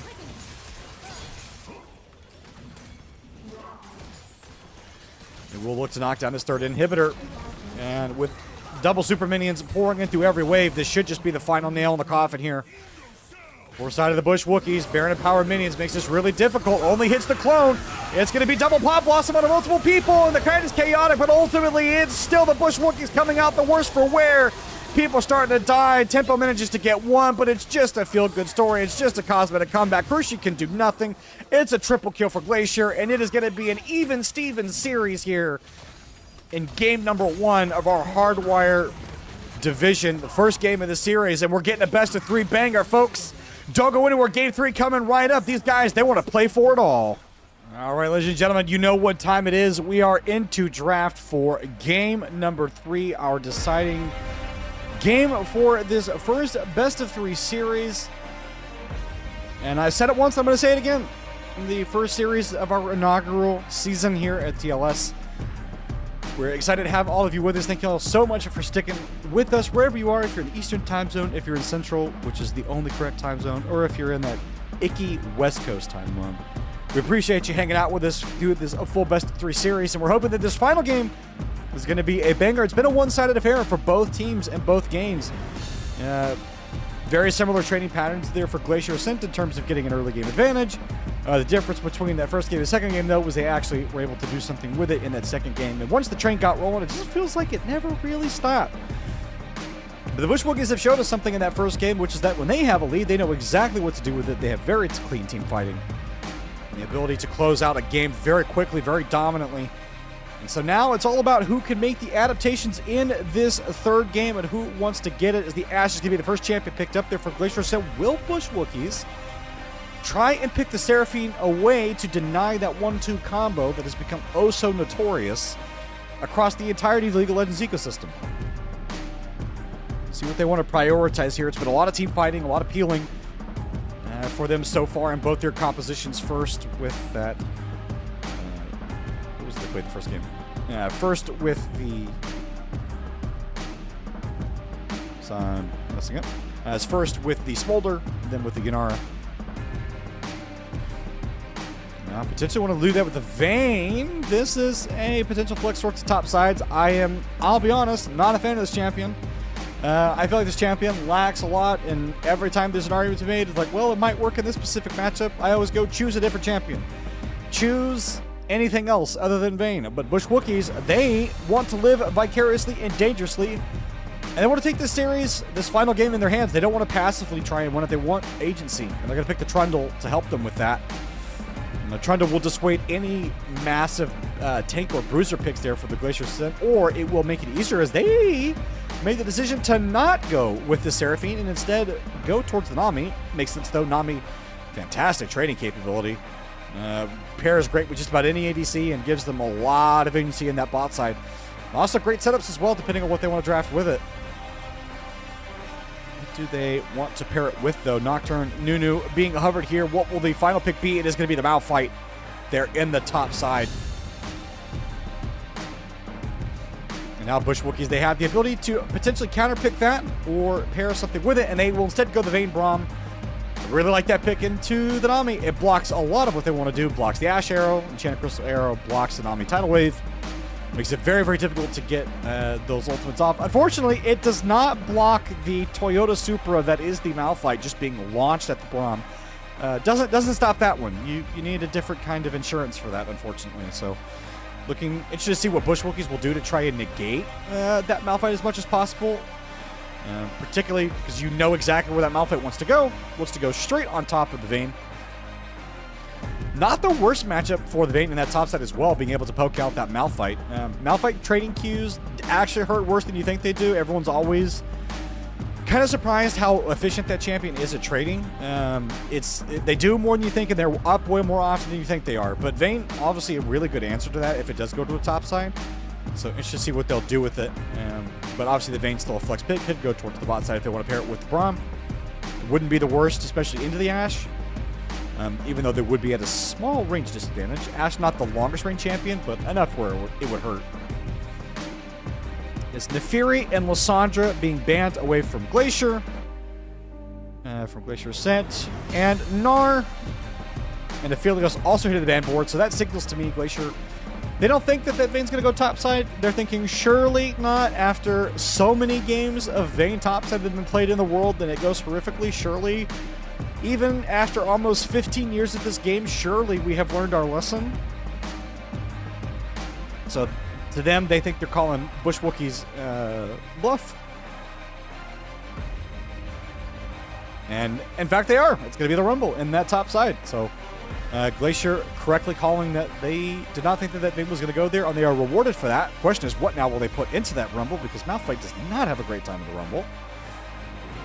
This would be funny if this Malphite was a flex somehow to the jungle. I wouldn't necessarily approve of that, but it is their decision to make, and there's utility with Malphite being in the jungle. Obviously, the ganks are pretty good once you get level 6.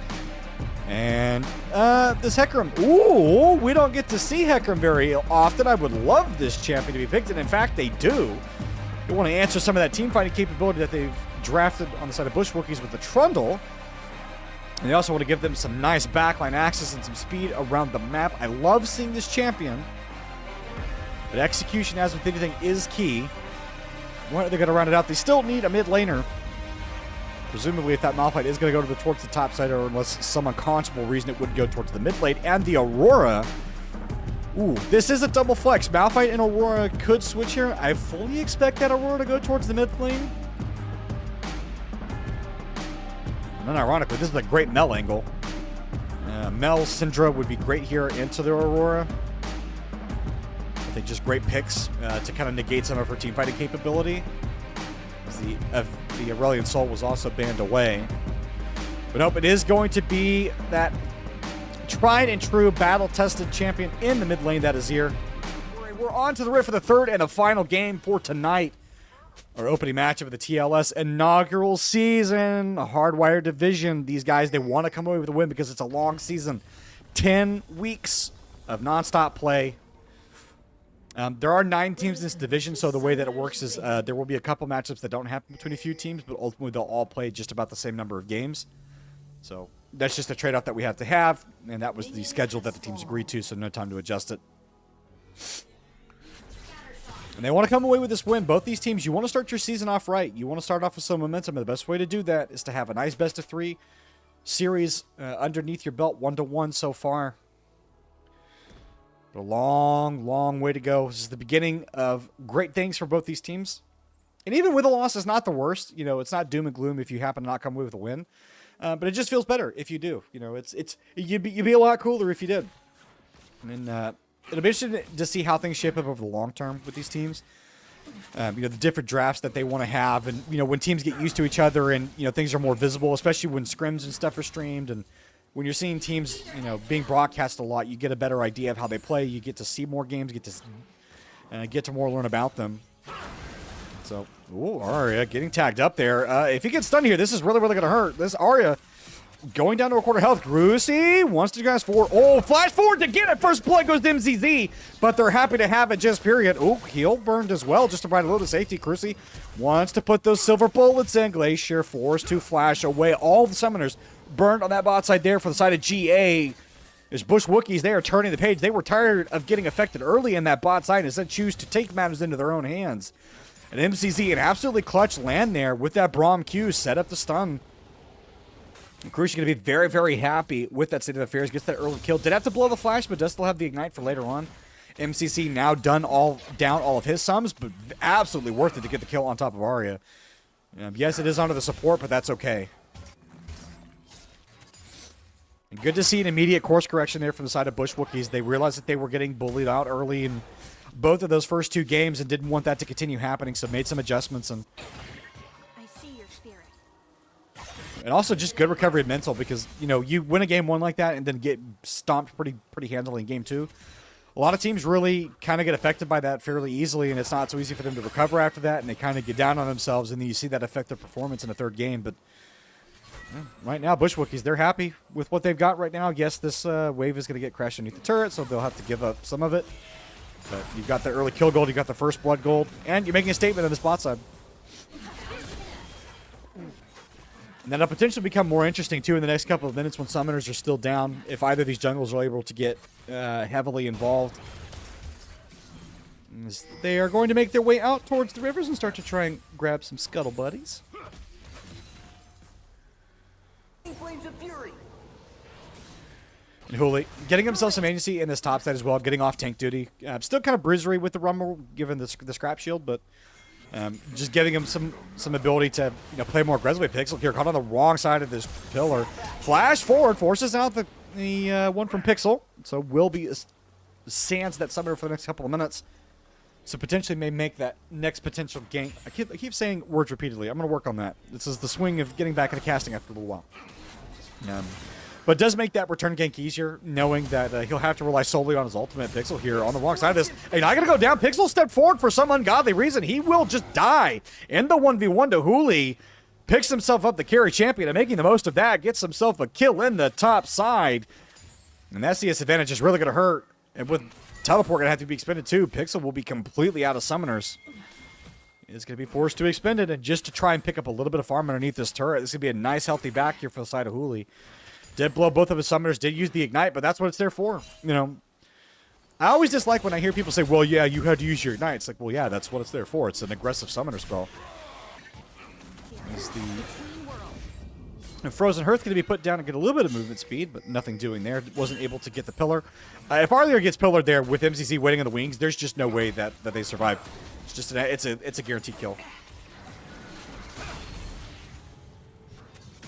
A little bit of cross-map counter jungling as everyone kind of checking out each other's raptors. Dread Joker, though, did find some nice little chickens there.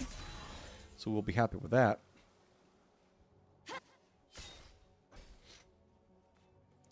Early game skirmishing power from this Trundle has to be respected there from the side of GA. He's going to be very mobile around the map. And if you're summonerless, it's almost but a guaranteed kill if there's anybody there to follow up. Pierce the sky and punch the stars.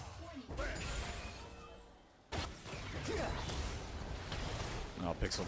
Yeah, this is just how this trade's going to go for a while. With Pixel especially being down on this Malphite, it really doesn't get better even in towards the late game. And even ulting on top of that Rumble too, like, it's not the greatest idea because once you've ulted face blank to him, he's just going to place down. Rumble ult in retaliation. And then you're kind of just up the creek without a paddle, just sitting on a bunch of burning earth. The one way you could get away with that is by bringing in your jungler here, but even as I say that, though, he's going to call down the ultimate. He will be the next to fall. Dread Joker, only level 5. Nothing that he can do there. Taco doesn't even need to do much other than just offer some emotional... My God. Offer emotional support towards his top laner, who will just go ahead and take the reset.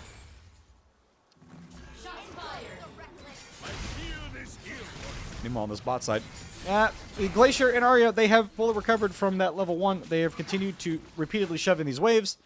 Cruci and MZC have not been given much of a chance to do a whole lot about it. That will eventually change once the pressure towards the neutral objectives comes their way, but good recovery. They just took it on the chin and said, yep, okay, good on you. You use your summoners, you got an early kill. We're going to go back to normal laning stuff where we just get to push you in and deny a lot of the CS, and there's really not a whole lot you can do about it.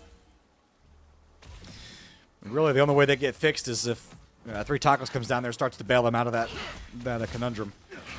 So jungler presence, once established there, will start to relieve some of that pressure.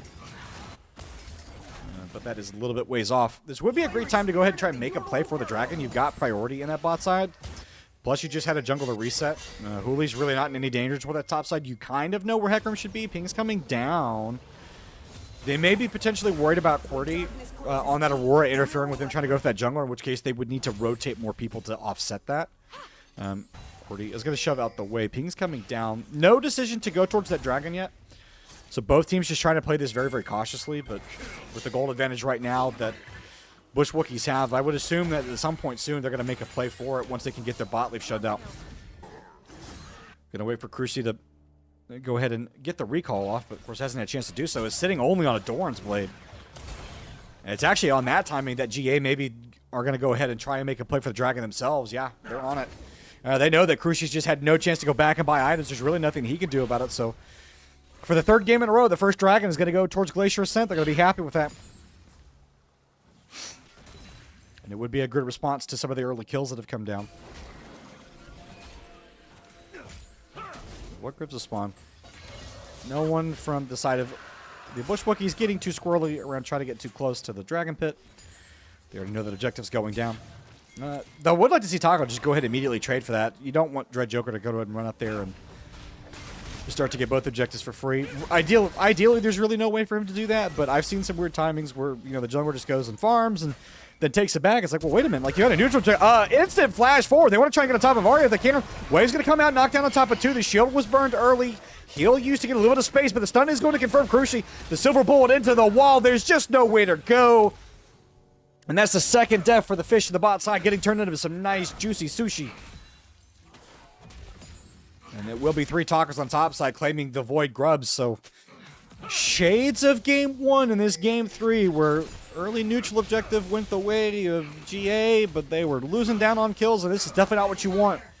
Cruci, especially after that last game, who really didn't have an opportunity to get too involved in it, just putting his mark on this game right now. Going very well for them. Pixel, this is not good for you. You have flash. It has the ultimate. Is forced to commit it. 3 tacos. We'll just be happy to force them out. Things coming down. Cordy's here. Not a lot that they can get done. We'll just use the back off. Interesting roam timing there. Massive respect to the Bush Wookiees. They are finding timings on all of these plays, getting some crucial summoner spells out. Pixel yet again down his flash. That's going to be unfortunate. That it really only just come off cooldown. Hadn't actually had it that long before it gets blown again, so. With the Rift Herald in pocket, there's plenty of playmaking potential here for the side of Bush Wookiees. So Glacier Ascent, they're going to have to get a little bit smarter on how they want to handle this aggression that that BW are showing. Dragon Art into the name, but they'll need to get a little bit more. Because the passive laning definitely favors BW quite a bit more with having access to that vein. And the Azir in the mid lane. That's a champion that once he reaches that late game state becomes very difficult to deal with. Now, Pixel has no ultimate here, but neither does Hooli, so it should just be a fairly safe trade. The team fighting is what I'm interested to see here for both teams. GA, I really want to see how well they're able to get this Hecarim involved once they get towards that 4v4, 5v5 state.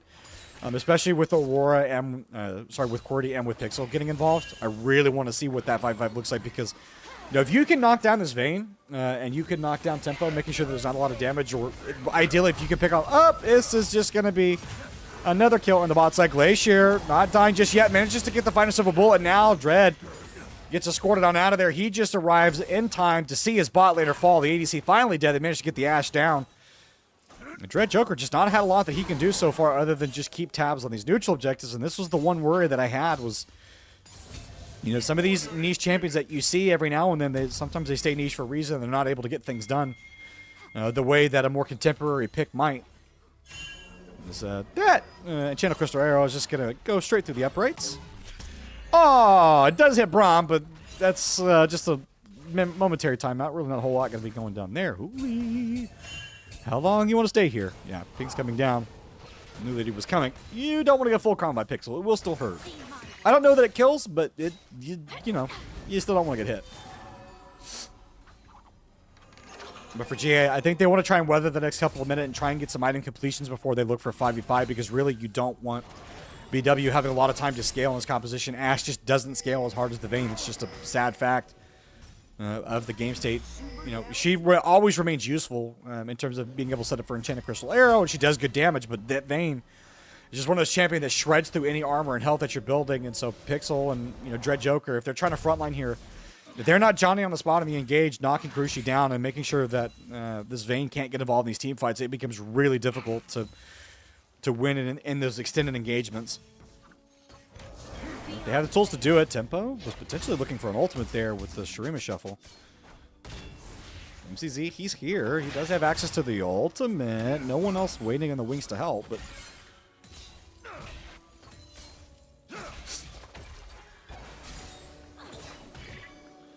So, next dragon's going to be available for them in about 30 seconds.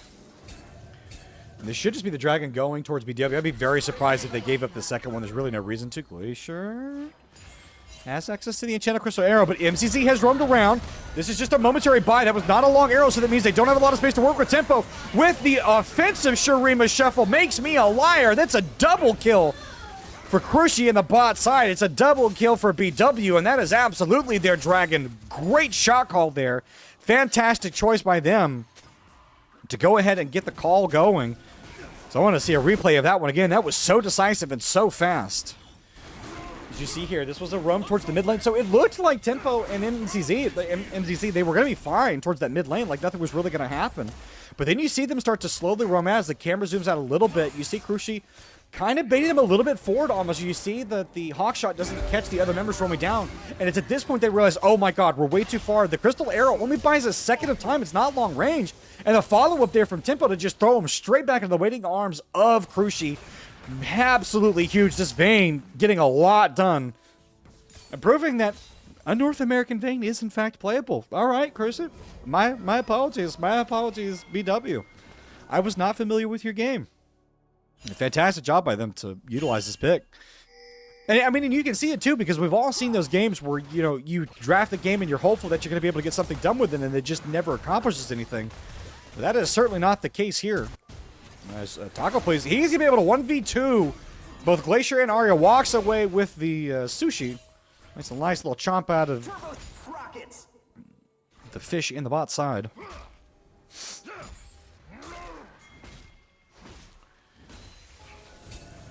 Well, they're looking to potentially die this Glacier. He needs to get all the way out. He needs to get completely under that tier 2. You need to make that decision. You cannot do one or the other. Oh, he has Flash and Barrier, but does he want to expend it, try and get away from this? Might gonna come down. Barrier expended, Flash, and the Enchanted Crystal Arrow underneath the turret. MCZ gets the final kill, or rather the final damage to secure the kill. They were not going to let that one go. That was Flash and Barrier extended underneath the tower. Glacier just didn't make that choice fast enough.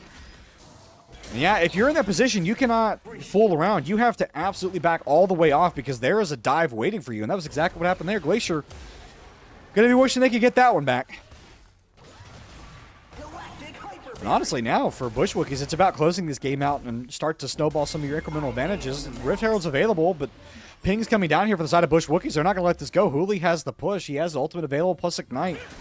The full team fighting capability is available here for the Bush Wookies. So Glacier Ascent, they're going to have to let this go. Oh, Arya has been caught yet again by this Trundle Pillar. He's walking forward, gets the final chomp.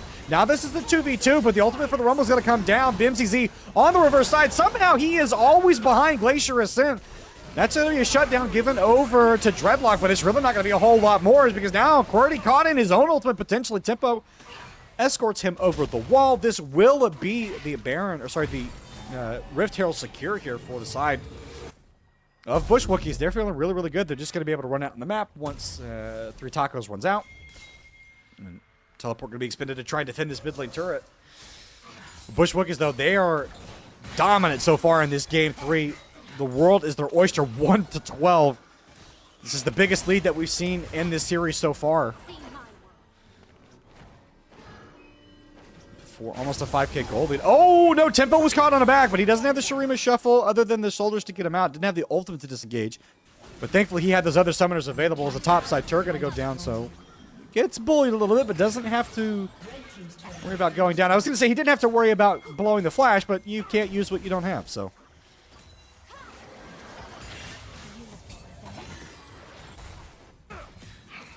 Right. Next major objectives still available on the map is that Rift Herald and the next Dragon. QWERTY going to get his backstop. That's kind of annoying. Pixel doing a really good job just trading with Hooli underneath this turret. There was the Kiana Rooker picked up here for Pixel. The problem with that, though, is if you go for the Pixel, if you go for that, you don't get to stack any potential armor to potentially avoid the damage from the Trundle, and that just means that he's going to go down. Hooli's going to pick up his 3rd kill of the game, and Taco's going to pick up his 4th. 4, 1, and 5 there. They've been a standout player here in this series so far. But MCZ, I gotta give him credit. He's always around. Like, this Braum has been annoying this entire game. You look around, it's like he's in your Raptor Pit. He's in your bottom brush. He's in the lane. He's in your closet. He's in your pantry trying to eat your food. He's made himself a sandwich and set up a lawn chair outside your door. And it's a little early to say this because the game's not over yet, and I'm not saying that GA, can't make this comeback. But if I had to pick a player of this series so far, my vote's going to be towards MCC. I think he's been instrumental in all 3 of these games, but both of these games so far right now, both of these potential wins. Tempo is standing at an interesting spot where he may not want to be standing here in a minute or so if someone else comes over, but will instead walk out.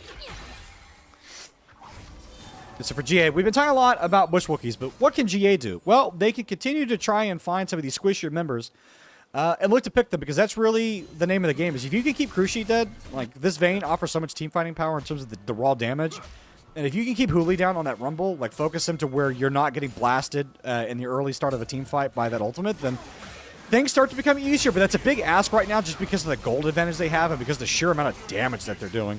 So it really is just be aggressive about where you're placing your vision. Try and deny as much from the Bush Wookies as possible. Then look to make a play. Try and find someone isolated in the side lane. Maybe rotate a couple more people to try and get this Rumble. I say is, that just, even as I say that, it just sounds right like, yes. The solution to this play that was already not working is do more people. Dread Joker is on the wrong side of this potential play.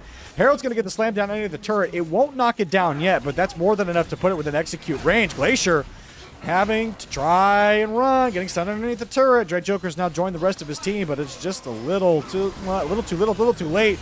And the Crystal Arrow comes down. Wave on top of that as well. QWERTY on the backside of this. Doesn't get a kill just yet. Is he going to be able to get anything at all? Prequel all on the side. He manages to get one. That's a shutdown on top of the Braum. Couple more quick kills. Now it's just Cruci alone. 2 dead for the side of GA, but it's 3 dead for the side of BW. And now they're going to look to start to siege this out. Tempo can only walk away. Can't really stand here too long, otherwise would get engaged on. But a lot was expended for both teams to secure those towers. In the end, it's a 2-for-3 trade and a tower trade on both teams. And right now, if you're GA, you'll be happy to get that. Still, though, for a dive that BW picked and necessarily didn't execute so well, wasn't the worst of trades. They're okay. Their money's still in a really good spot, although they did get down some important shutdowns there, so that money is starting to catch up a little bit. But nothing really to be concerned about right now. You would have liked to have executed that cleaner in terms of trying to get the kill on top of Glacier, but it was just a little bit of a late commit from a couple of other people. And once that Enchanted Crystal Arrow comes out, and once the Unbreakable is not available for MZC to block that tidal wave, that's when things start to go a little bit squirrely. And then Dread Joker being able to ult as well changes the landscape of that fight, makes it a little bit more difficult for BW to win. But this is still very much BW's game. They're still very much the driver's seat. But GA, they would like to wrestle away control of the wheel. They'd like to potentially crash this car if they can.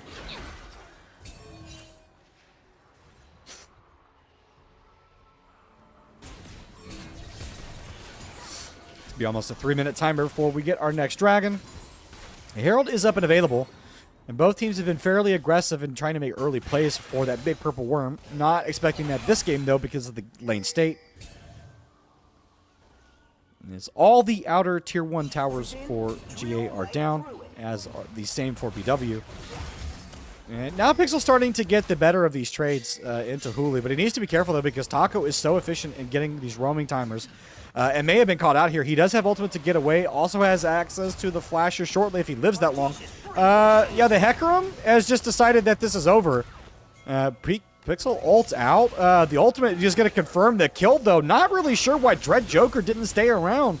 I guess just assumed that Pixel would be okay, but is in fact not. And now this is going to be the bot lane tower siege. They don't even need Baron. They're just going to walk away 3 strong with access to the Trundle, who can absolutely shred those towers. Meanwhile, though, on the top side, Tempo going to be left to shove that wave in and get some alone time with the tower plates there. Dragon spawning, getting close to here in a minute 30. I just don't understand the play there from Dread Joker to not stick around. Oh, Tempo does get hit by the Enchanted Crystal Arrow. That's going to be a long timer. Qwerty wants to try and see if he can lock him down. But he is just going to use the Sand Soldiers to get over. Not sure that was worth the ultimate pop to try and get a little bit of space. Glacier trying to see what he could get. Flash over. There was a lot being expended to try and knock down this Azir. Yeah, get the sums out, but you use a couple ultimates and some of your own summoner spells. That was not worth. That was very aggressive by GA to try and lock that down. And the result of that's going to be they're going to be missing some important pieces in this next team fight as MZC is going to get the stun down on top of the Aurora. Nowhere to go. As I keep messing with the camera, sorry about that. And they're just going to make their way towards this bot side jungle, start to clear out vision. Set up for this dragon. This is plug and play textbook here for the side of Bush Wookies. Yeah, you're going to be missing a lot of those playmaking tools now for the side of GA. There was a lot expended, and I think a massive mistake to overforce there just to try and lock down Tempo. Because even if you get him down, it's not worth. He's going to come back up in time for drag. If you're going to make that play, you have to do it when he's isolated, closer to when the dragon's going to come up, so that way he can't rejoin the fight. Then you can path bot side, but I think just no world in which that's appropriate. I mean, yeah, the Enchanted Crystal Arrow hits and it looks good in the beginning, but you still have a lot to do. You have a lot of space to make up, plus no help. And once the weirding didn't land from Cutie, or for Qwerty, that was kind of the moment to call that off. But they just continue to invest more. And now they potentially put themselves in a bad deficit here, this potential team fight.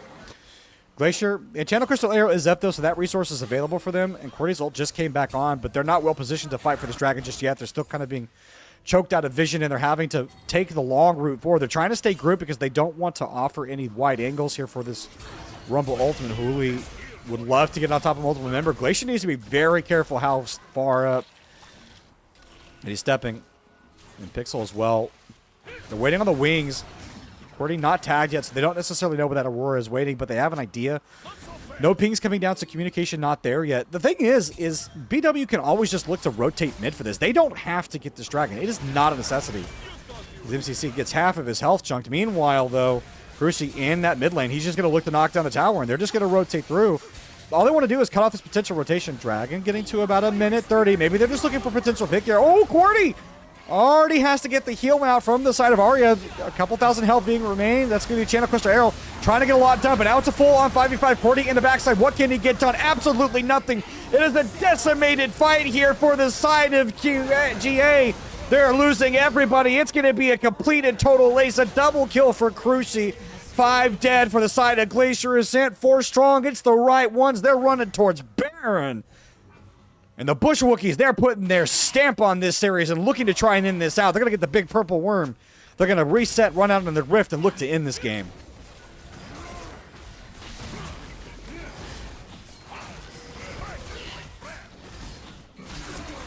Massive play there for the side of Bush Wookiees. They give up the dragon, but they give it up for better riches beyond.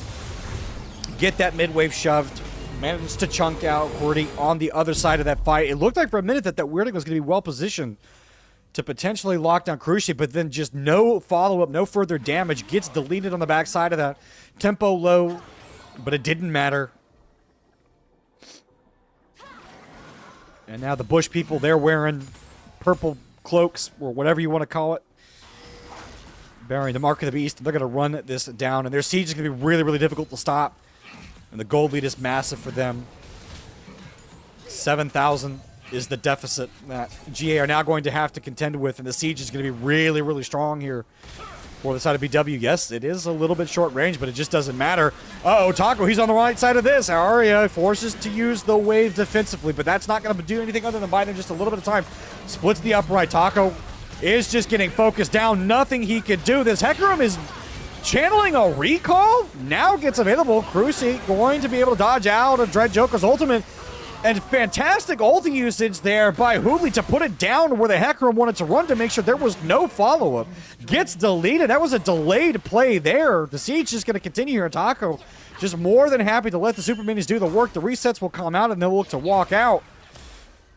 Double Baron-empowered Candy. There's really not a whole lot that Cordy can do. They're trying to get close. You don't want to get too close because that will happen. Flashed out. As you got another wave joins it. Pixel going to eventually ult, and so Taco will be punished for his overstay, but I mean the gold advantage is just absolutely accelerated here. It's now more than 10,000 for the side. The Bush Wookiees are really happy with what they got. An exposed inhibitor, another tower due to fall anytime soon. It's still with Baron for at least another minute. There's not much more that they'll be able to get done with it, but they've done the damage that they needed to. And now GA, they're going to have to be very careful with how, with what their plays are going to make because their base is so exposed. It's going to be 5th Dragon of the game coming up here in about 2 minutes. It'll be the 3rd overall. Whoever gets this wins to Drag Point, but I can't imagine that we make it to Drag Soul. I just don't think there's a world in which GA are able to stall out that game long enough, but I could be wrong. They're showing some tenacity here, trying to hold on to their base.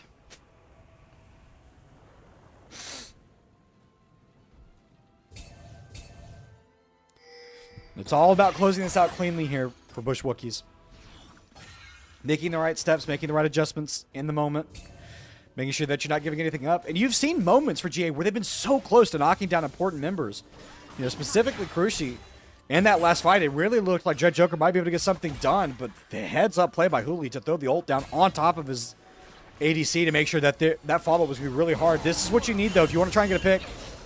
Hooley potentially caught out here. The wording's still available for Cordy, but they're not necessarily going to need a pixel there just to operate, to give some emotional support. They expend a lot, but they managed to get the BW top laner, but now they've got to deal with 4 people barreling straight towards the base. The recalls are coming out. The timing will just be close enough where they're going to be able to prevent this structure from going down, but they had to run out to get it. Now, Hooley will be available for this dragon so long as another fight doesn't happen before he gets up. And BW, you need to be very careful. This is how you can lose this. If you pick the wrong fight with a man disadvantage, you could be giving over this game. You could be giving GA a way back in. And yeah, they recognize that, so they're going to back all the way off. They're realizing, hey, we don't need to be here. This is an unnecessary risk. We can look to just farm up our camps. Our top laner will be available in a few seconds. He doesn't have teleport, but he has plenty of time to run out, which is play for vision. Oh, Pixel. Oh, he might be caught out here. Speaking of a pick, they might want to try to get one of their own, but they don't want to take a long team fight. Remember, it's still a man disadvantage. It's going to be Enchanted Crystal Arrow thrown on top of Cruci, but it's not for very long. Ultimate expended. All across the board here. It's a 1-for-1, but a 1-for-2 is Glacier trying to get something done to the backline, but it doesn't matter. Hooley arrives. It's a triple kill for Tempo, who's been quiet for so much of this game. A quadra kill in the end. The dragon has spawned. And everybody, except for the Aria, except for the fish dead there for the side of GA, is like, the frog got caught in my throat as I'm trying to breathe through shoulder pain and everything else, but a huge team fight win there, and it looked good for a moment. It looked like Glacier was going to start to tear through the health bars there. The Cruci getting stunned up for so long bought them a lot of time in that fight, but in the end, it just didn't matter. Tempo, with a fantastic ult and with the Rumble help as well, got all the damage that they needed. And now they're going to start to put the final touches on this game. They can go grab the big purple worm. They put themselves on drag point. This should just be the final steps being put in here for the side of the Bush Wookiees. And Glacier, you've got to find some other way to try and win a fight right now. You've been focusing Cruci so long, but the damage threat of Tempo and of Huli have been ignored so often, and we saw it in that team fight too, where they were just kind of allowed to do what they wanted. And now it's massively difficult for them to get anything done. The Azir Tower can keep things in check. They've got absolute vision loss here on the top side. They don't really have any help in their own jungle. This is the Bush Wookiees world, and right now Glacier just living in it, and they're just trying to avoid being taken down. Everything that they can do to buy a little bit more time, they want to do it, but what we said earlier, Glacier has good damage, be a huge part of the team fight wins, but ultimately does start to fall off after you reach that 4-item spite. And really, this is about as threatening as he's going to get, so they have to find a different way to win this. QWERTY needs to be very, very careful. If you want to have any snowball's chance in hell in this already difficult potential of winning, you've got to stay alive. And QWERTY, if they pick them there, that's pretty much just game over. And there's really not a lot they can do to contest this Baron, so they're just going to have to eat this. They're sitting Pixel on that bot side to try and see what they can trade for. And now 5 members of the Bush Wookiees wearing purple, and they can start to walk this out. When does Pixel start to channel the recall? Doesn't do a tremendous amount of damage to this turret, so we'll just have to slowly start to walk this out. It looked like for a moment that BW were going to start to channel the recalls. They have instead chose not to. Pixel needs to be channeling his recall right now to start to answer for this. They're going to get Huli, but he goes into the stasis. He's giving his team plenty of time to get over. Huli manages to get out. Taco, please, now starting to wrap around on his own. The channel going to be, the teleport rather going to be channeled here for the side of the Malphite. QWERTY, what else he can do? Oh, Cruci getting caught out here. Forces the snap of the Glacier. Gets done up for a moment. This is what we're talking about, though, is Glacier wants to make me a liar. That's going to be 3-4 kills already down here. The only one that's going to get out. But meanwhile, Tempo, though, he's just going to end the game. Wait, he's on the bot side. Just ends it. Oh, my goodness. For a moment there, it looked like GA might potentially win a fight, but Tempo unchecked ends the game.